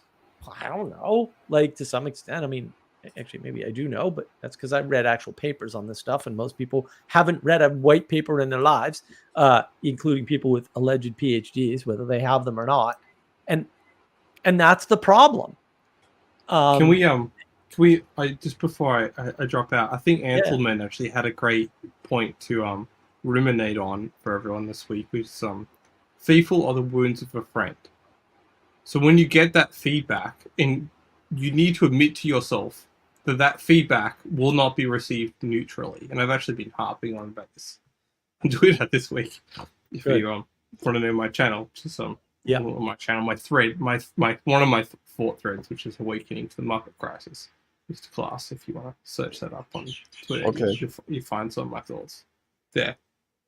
But one of the things I've been ruminating on since I've actually been getting feedback from doing a small training course is that to realize that anytime you get feedback, you're not going to receive it neutrally. That is just not the case. You will never be able to apply logic, reason, and rationality to feedback. Like, that's the myth there is that anytime you get any sort of signal, and it's not going to come in a nice, neat box for you to react neutrally to. You're always going to interpret feedback through some level of emotionality. How you deal with that, you may be able to apply logic, reason, and rationality. May be able to. I'm suspect of that. Mark's optimistic. I'm suspectful because I think it's better to assume that you err more towards the irrational than the rational. I think you have to develop the skill to be rational, and even then, rationality is not the sport of being objective. Right. It's rationality is kind of like a coherence theory, or like an embodiment theory, which is kind of something we've been under the surface. It's navigating a bit here. Rationality is specifically anti-objective, and people don't. I'll go into that. We're going to get too much into second stuff. Again, brain fried. Guys, don't get COVID. But yeah, coming back to the heart of what I'm trying to put forward is that those wounds of a friend or those people that you trust, you have to accept that risk, and that risk also comes with that degree of faith.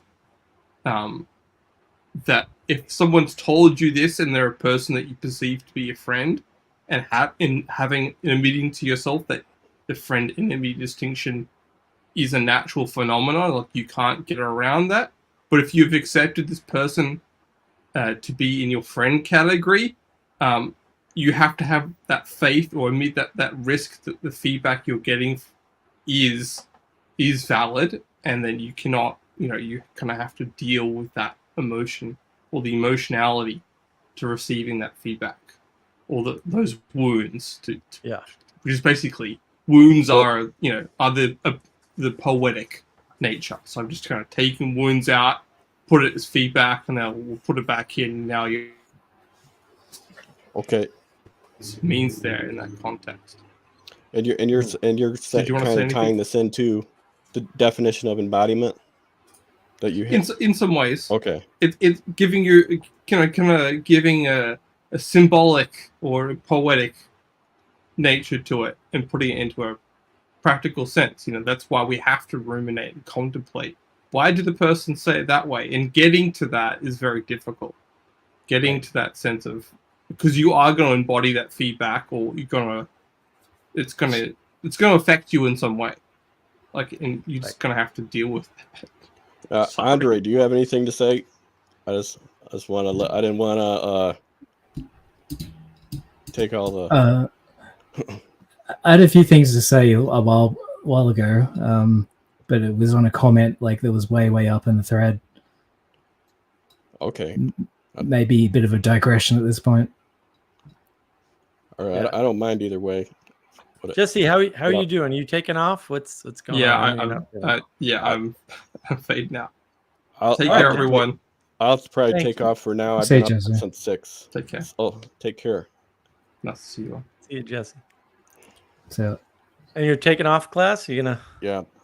Well, thanks for engaging. Again. It's good to finally have you on the stream. It's great to see you and talk to you in person. That's very helpful. Yep. I wanted to do something like this for a while, but it's just I'm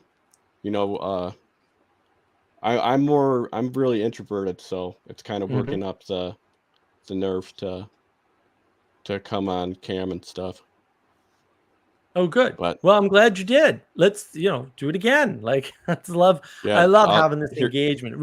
It really helps me to talk to people in person, whether it's on a Discord server or on a live stream, because then I can figure out what I'm missing or what people need because all this stuff I just lived it my whole life. Trying to explain it to people is very hard, and without feedback, it's impossible. So I really appreciate it. Okay. I'll talk more with all you guys, and hear more from Andre next time, since I couldn't hear what his thoughts. Didn't get to him. So great. Thanks for having me. Anytime, my friend. Good to see you. Pleasure. Have a great night. Yeah, I do want to address this little question here. Lazarus, can you name that process you were describing when people fall for the therefore, even when the initial statement was wrong?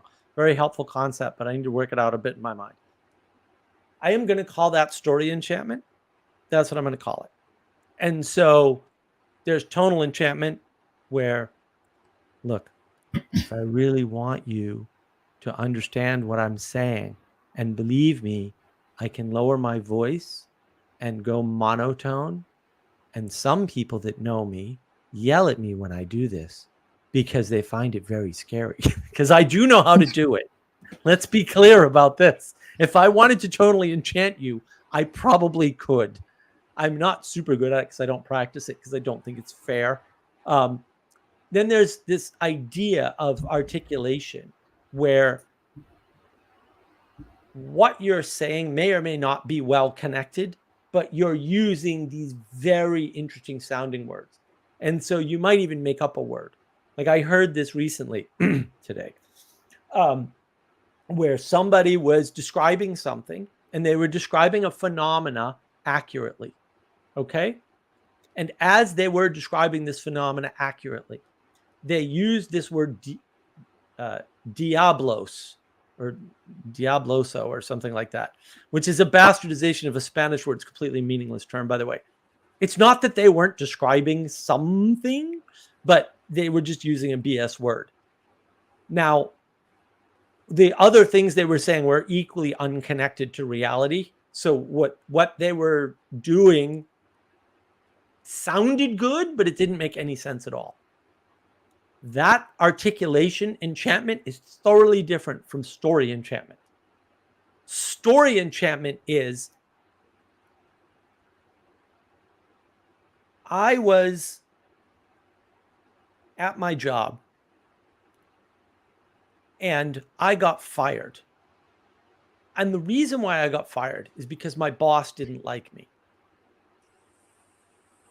And the reason why he didn't like me is because I came in late one day, and when he confronted me about that, I basically told him, well, that's too bad. There's nothing you can do about it. I'm going to come in late whenever I want. Okay? When in actual fact, the boss didn't fire me. His boss fired me. And the reason why his boss fired me is because I screwed up. But I didn't tell you any of that. And now you have a story in your head that sounds good and it makes sense, but actually it's built on a lie. And things like that happen all the time. And people just lie about things. And sometimes they don't know they're lying, to be fair to them. Like, a lot of people aren't malicious. They just lie. A lot of people tell you things to convince themselves that they're true, because we outsource our sanity, as Pastor Paul says over and over again. And so what that means is that if I can convince Andre that one of the stories I want to believe in my head is true, he'll validate it for me. And then it'll be easier for me to believe my own lie. People do that all the time. And it's not malicious, which is not to say there isn't maliciousness out there. There's plenty of it. Lots of snakes on the internet, guys. And there's lots of unintentional snakes on the internet. And that's the problem. Story enchantment is real. You can tell somebody a bad story and they'll believe it. Like, you can tell somebody, oh, well, this is just evolution, right? Like there's you know what there is? There's a personal evolution that you can go through. Okay. There cannot be such a thing as a personal evolution. That is the dumbest thing I've ever heard. Okay. Evolution happens on the scale of multiple generations. Mm-hmm. Multiple generations. There's no such thing as a personal evolution. That doesn't make any sense at all. And you're also doing weird things, like you're presuming better by using the term evolution. But the story of evolution is most things fail and get wiped out by the, quote, process of evolution or whatever. Natural selection just really filters out failures first. And anything it doesn't filter out is a success. Fair enough. But also, like, look at how it works. It's not a positive driven thing.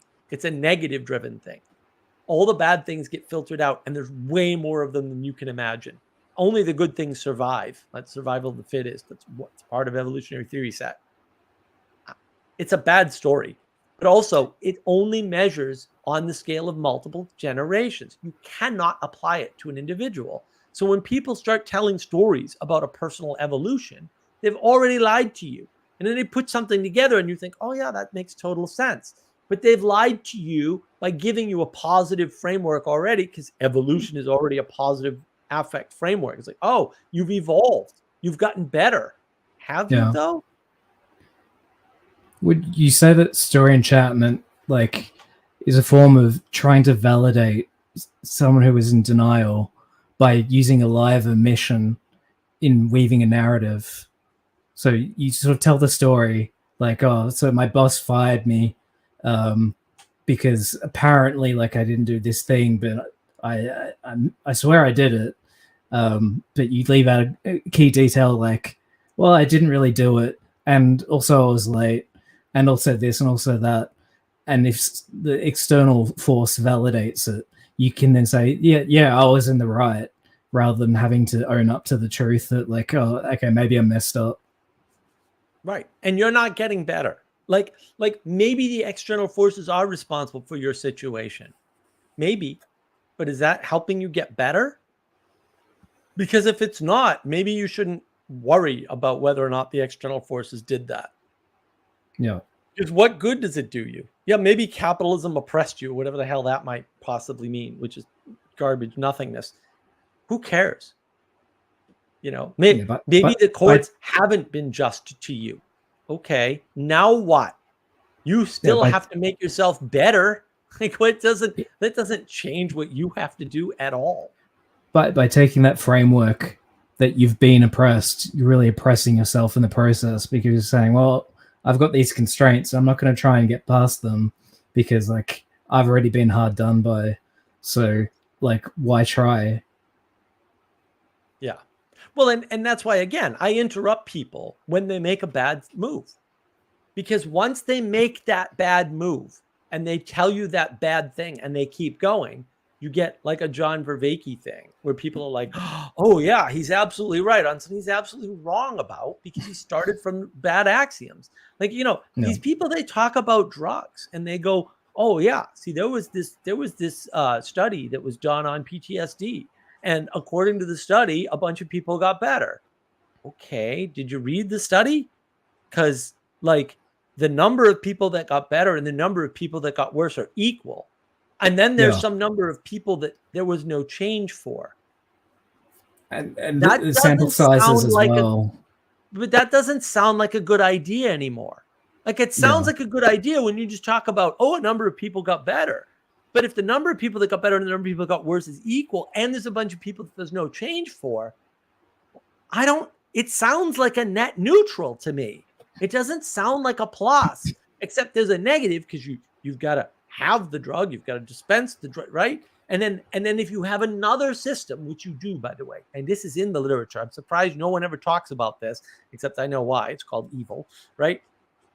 All those effects that they talk about with psychedelics, every single one of them is achievable without the psychedelics. Every single one. Now, does it take longer?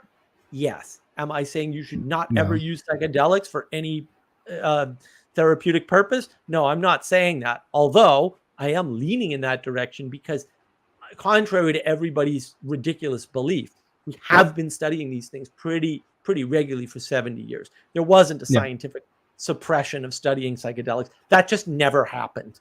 They're like every other thing in science. There have been cycles where they've had more research on it and less research on it. But there was never a time, for example, where there was no research in marijuana, or there was no research in LSD, or there was no research in psilocybin, or there was no research in Mexico. That never happened, ever. Not in the U.S. and not worldwide. That's the other thing. Everybody uses the U.S. Yeah, the rest of the world, they've been studying this stuff too, guys. It's not only the U.S. The problem is they've just never found that positive bang that everybody talks about could exist. It might exist, but it hasn't been found in 70 plus years. Yeah. Also, sort of like reading the papers, whenever there's a result that comes out saying like there's a correlation between like psychedelic use and like an increase in general well-being or whatever it is, people don't actually read the paper and they don't look to the what's called Pearson's R, like the strength of the correlation. And they could say that it's a very, very weak correlation. And often it will say something like there was like not a statistical significance of benefit from those who took the drug and those who didn't. And so they're just looking at what will be the abstract, saying like, oh, okay, it's proven that like there's a link between them, therefore it must be a strong link. But if you actually read it, it says like, well, it's not really enough to prove that it's beneficial. And I think that goes on a lot with like the psychedelic research. Yeah, it goes on a lot with psychedelic. Lazarus, scientism convenient leaves out many pertinent facts. Right. Like one of them is that a lot of the benefit from psychedelics comes at the very margins. So for the people who are completely screwed, everything else has already failed. Psychedelics actually has a measurable effect. And actually, for everybody else, it actually doesn't. And that's in the research. Been in the research for 70 years, and it's consistent. It's been consistent in the research for 70 years. And nobody mentions that. They don't say, hey, you know what? If you don't have extreme PSD, or you don't have an extreme borderline personality disorder problem, or you don't have an extreme problem with, you know, whatever psychological thing, there isn't an effect from psychedelics. Nobody tells you that. Nobody. They conveniently leave out a pertinent fact. To your point, that happens all the time. I've read some of these papers. I've read a lot of those papers, actually, quite a few. Yeah. And yeah, they're fairly consistent throughout the decades. They never show anything different. That doesn't mean they never will, like never say never sort of thing. But like, come on, guys, 70 years of research. Like, when are you going to give this guy? When are you going to give this quest up? Like at this point, it's you know, I think you have to be in the margins. Like if you're not in the margins and like you've tried everything and you're looking for like the answer, like the last solution possible, then psychedelics would fit in there. But for everyone else, I think it's just turning from like, oh well, I've got mild depression that comes on sometimes.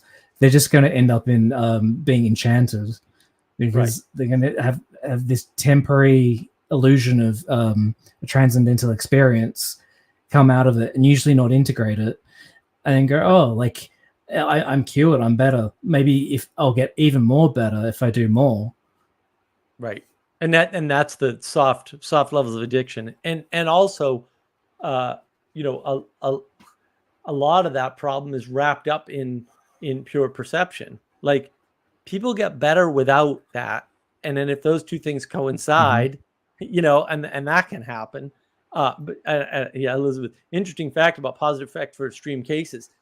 Yeah, but Elizabeth, this is one of those things. This is where reading Nassim Taleb is useful.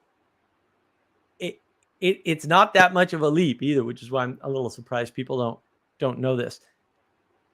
In the extreme, the split is 50-50, actually, for better and worse. So what that means is that, yeah, in the extreme, you're more likely to get a big, noticeable result with any random change. That's correct. This is exactly what you should expect to see. This is not a breakthrough finding. And they don't know that because most scientists, and I think Peterson touches on this, Taleb talks about this a lot, they don't know statistics at all. Like they just don't know it. Most math people don't know statistics. Half of the statisticians don't know statistics. They made up p-values and r-values, which are complete garbage, mathematically speaking. You can ask any mathematician, they'll tell you. Oh yeah, the p-value. It's bad statistics. Well, it's bad statistics, and nobody says that. Like nobody mentions that. No. The p-values are garbage. They're complete fantasy.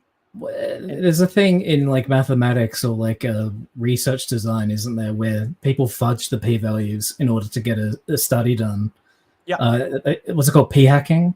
P-hacking. Yep. P-hacking is very common. You can look up p-hack. It's all over the place. This is one of the many replication crisis problems in science, right? It's one of the many of the things causing the replication crisis. You can look up replication crisis. Vervaeke talks about that. Lazarus was just talking about Peterson's meat diet in this regard. Most people don't have his autoimmune condition or his daughter's, right? And can just relax and eat veggies and fruits. Well, I don't recommend that. Veggies are evil. Fruits are all right sometimes. Yeah, I'm not a veggie guy. Yeah, it's true. The problem is a lot more people have immune disease than realize it. And also I suspect that eating the meat will fix most of what SIRS causes too. CIRS, you can look up SIRS if you have any issues. SIRS doctors are rare, but they can do amazing things now. Elizabeth, in the extreme 50-50 split. Thank you. You're welcome. Yeah, it's not all that surprising at the end of the day. If I can go back to, so what was it, 2 hours ago, Mills made a comment saying, do you think intuition needs insight not to be delusional? And I had a comment on that when someone is delusional, any insight that they have is by its very nature going to be under delusion. So you may think that you've got extra insight, but that insight is all pieced together with like paranoid thoughts or delusional thinking.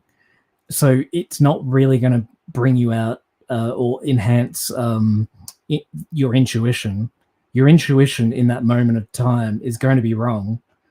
So your thinking is going to be a delusional process of, well, it feels right in my gut, like that everyone's talking about me, and that like these videos are sort of pointing at me. People are talking about me in the media. It must be me, but there are no names to it, and they're using code words, and like you just dive into that level of thinking where all your insights, they appeal to you and they seem like perfectly rational to you, but your intuition is wrong in that state. It's been enchanted. That's a good point. Yeah, that's a good point. Yeah, you're self-enchanting. I mean, the delusion is a form of self-enchantment.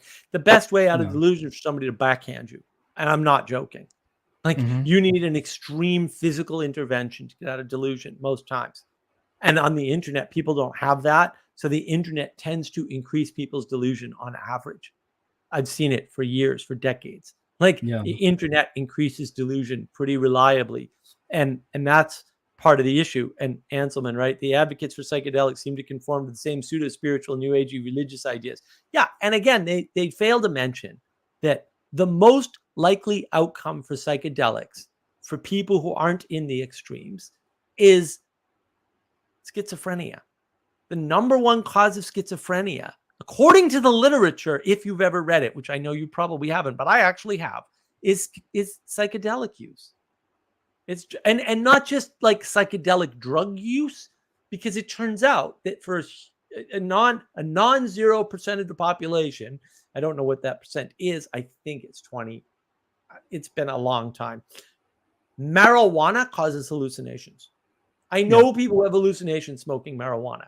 So for those people, marijuana is a hallucinogen. Marijuana use causes schizophrenia in lots of people. Like, that is not a zero number. And look, it may not even be a double-digit percentage. I don't care. It's too high. And that's too high a risk. Taleb talks about this. We calculate risk. That's what we calculate. When we're delusional, our risk calculation is wrong. So our intuition is off. Yeah. Right. That and we do need an outside corrective. And the problem with an outside corrective is that at any given time, any outside corrective could be making a mistake. And that's what we're upset about. Other people are making a mistake that affects us. Yeah, and you're doing the same to them, by the way. Maybe have a little bit of grace and gratitude for them trying to fix your sorry ass, which probably doesn't deserve it. You know, like, come on, at a certain point. Like, I'm grateful that Adam pushed back and said, no, Mark, your monologue makes no sense. Fair. I told him that. I really appreciate that. Right. I'd say that also, like, although schizophrenia is common, being like catalyzed by marijuana, it can be more likely that something like a psychosis state is induced. So it's not something that's like long term. It's usually like episodic. But like LSD does that immediately, right? Take anybody on LSD and say something stupid to them like, did you ever think about your nose? And then watch them for the next hour or two as they go like this. Wow. And then they start to have all these freaking insights on their nose. It's like, okay, that's psychosis and it's temporary. Fair enough. And from that temporary psychosis, they might have insights, but are they any good? Well, I think the thing that's more pernicious with the LSD is the proclivity for people to fall into thought loops very quickly. Right. So yeah, like I said, it's not even hard. Your like, nose, they'll loop on your nose for 2 hours. Well, you say like, "What did I just say? What did I just say? Do you know what I just said? What did I just say?" And just that sort of trigger will go like, "Oh, what did he just say? Like, was it he saying what did I just say, or what did he just say?" And it trips the brain into sort of looping over and over. And it's a simple thing cognitively to jump out of when you're sober, but on LSD, it's a ruminative force. Right. You can't not analyze it because it's novel and it has a potentiality for like transcendence or catharsis, because everything is innately interesting to you in that state. Yeah. Yeah. I want to address this. Lazarus, I seek this group out because you all often say, no, look at it this way, and consult one another. Yeah. I've seen many people follow strange biases like twin flame nonsense, and I can't get them out. Well, look, you can't get other people out. You can only exemplify the right answers and hope that they follow. And there's a lot of dust up around the various Peterson sphere elements where they're struggling with this, right? They're struggling with, do we rebel? Do we cooperate? What do we do? And they're having a problem resolving that. Like, are heretics good? Are enemies okay? Like, they're just struggling with that. Like, I don't struggle with that. I go, here's the boundaries. You're either in, you're out. It's not that hard. If you want to be in, you can work at it. Maybe you can get in. Or maybe you're just not capable of ever being in. I don't know. I have no idea. You know, but that's okay too. Like, you don't have to be in. Like, it's sort of not required. Benjamin Franklin. Speaking of delusions about the nose, have you read that book, Diary of a Madman by Gogol? No, I have not read that book. That book is one of the funniest and saddest books I've read. Okay, well, reading is hard. I'm dyslexic, so probably not going to read it. I got too many books to read already, and I still haven't read Maps of Meaning. I gotta like dive into that. That's just I've tried like 3 times. That book is a bear, and it's a bear of a book. It is so dense. It is ridiculous, absolutely insane. Can't believe people have even read it. I'm like, what are you, nuts? 900 pages, isn't it, or something like that? Yeah, but it's not. It's like 10 million pages because he's over optimized his wording to such a ridiculous degree that he's just like saying so much in each sentence. It's dumb. Like, each sentence is like a page of information. It's really dense. And that screws me up because like I just extract things really well from books and like, wow. And that's the problem. Like, that density level is really high and I have to focus. And I just haven't been able to. Right? I haven't been able to focus on that. You have to read and then reread, and then you go back to reference when you're like a different part of the page, and you get to the next page. And I don't even necessarily have to do that, but I have to read and then I have to integrate. And the integration phase takes a very long time with a dense book. Yeah. Like Plato's Republic, I am so glad that took like 9 months for us to read, because like I couldn't have absorbed it any faster. And that's the issue. Like it's just, here, Lazarus. I have the audiobooks of Maps of Meaning. Those are the worst for me. I can't do audiobooks. And I listen to it like every 6 months, but I can't take it all in. Yeah, I should probably attempt to take the text at some point. I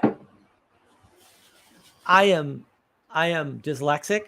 So when I read, I tend to just absorb everything because I can't afford to read it again, and I can't go fast anyway.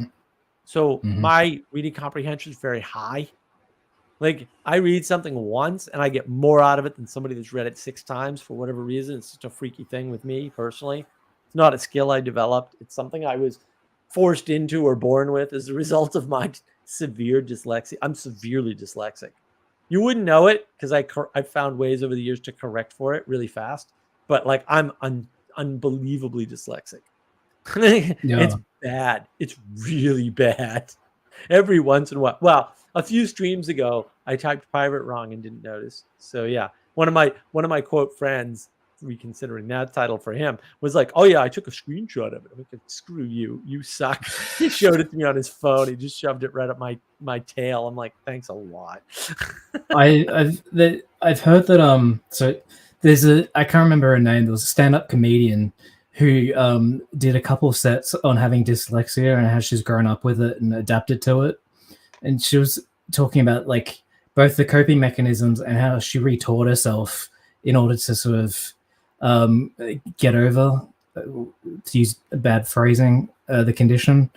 Yeah. And it seems to me like it's a mental retraining that's somewhat similar to what some people with Asperger's go through, where they teach themselves to identify emotions, sort of like look at for the social cues and triggers, and then how to react instead of going through what's called masking.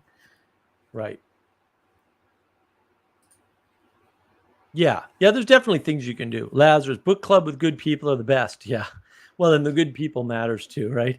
I had a lot of help with a few books that really changed my life once I grasped them. Oh, that's great. Well, yeah. Look, I mean, if you want to engage with sort of my journey through Plato's Republic, if you go to this YouTube channel, you can find the playlist of the Texas Wisdom Community. So that's me, Emmanuel, and Danny mostly, and a few other people really helped out going through Plato's Republic. And, you can read along with it. It's roughly a half a chapter of a video or something. And so, you read the chapter, watch the video, read the next half of the chapter, watch the video, sort of a thing. And maybe that'll help you. I don't know. I enjoyed it. I didn't ever expect I'd read Plato's Republic, but that worked out really well. And I've since, been able to,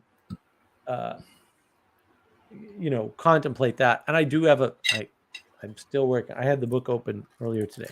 I'm still working on my video on Plato's Cave and why everyone's lying to you about it. It's coming, I promise. But with that note, look, we've been going almost 3.5 hours. It's been a long time. So I'm going to shut it down. Thanks for Jesse and Jessman and Class Punk for coming on. That's fantastic. And Andre, of course, it's great to have you. We're building more momentum, which is nice. Yeah, this isn't just me. There's a big cooperation behind the scenes. There's a lot of people involved, and even in the live streams. I produce them kind of by myself, sort of, but a lot of the material I get a lot of help with. And you're welcome to join in, right? Like we're always looking for more people to engage. And Lazarus, oh, this would be great. I just got a used copy recently. Kismet right there. Thanks. You're most welcome, sir. And Andre, what do you got for closing thoughts related to anything sort of in the stream? Don't ruminate on what we've said. Contemplate it, and then reflect on it later to learn, and hopefully rewatch the video because more views for Mark is better. Thank you, sir. I appreciate that. Yeah, look, these are important ways of thinking about the world. I'm not going to claim like you should only use my definition of reflection, contemplation, and rumination. But I think it's the most helpful way to think about it. And I gave it a lot of thought and a lot of help from Mathieu Peugeot, obviously, who inspired me to even do this. And look, have a great night and a great week, everybody. And I hope to see everybody back next week. And we'll do it all again. And until then, contemplate, reflect, and ruminate. See you all later.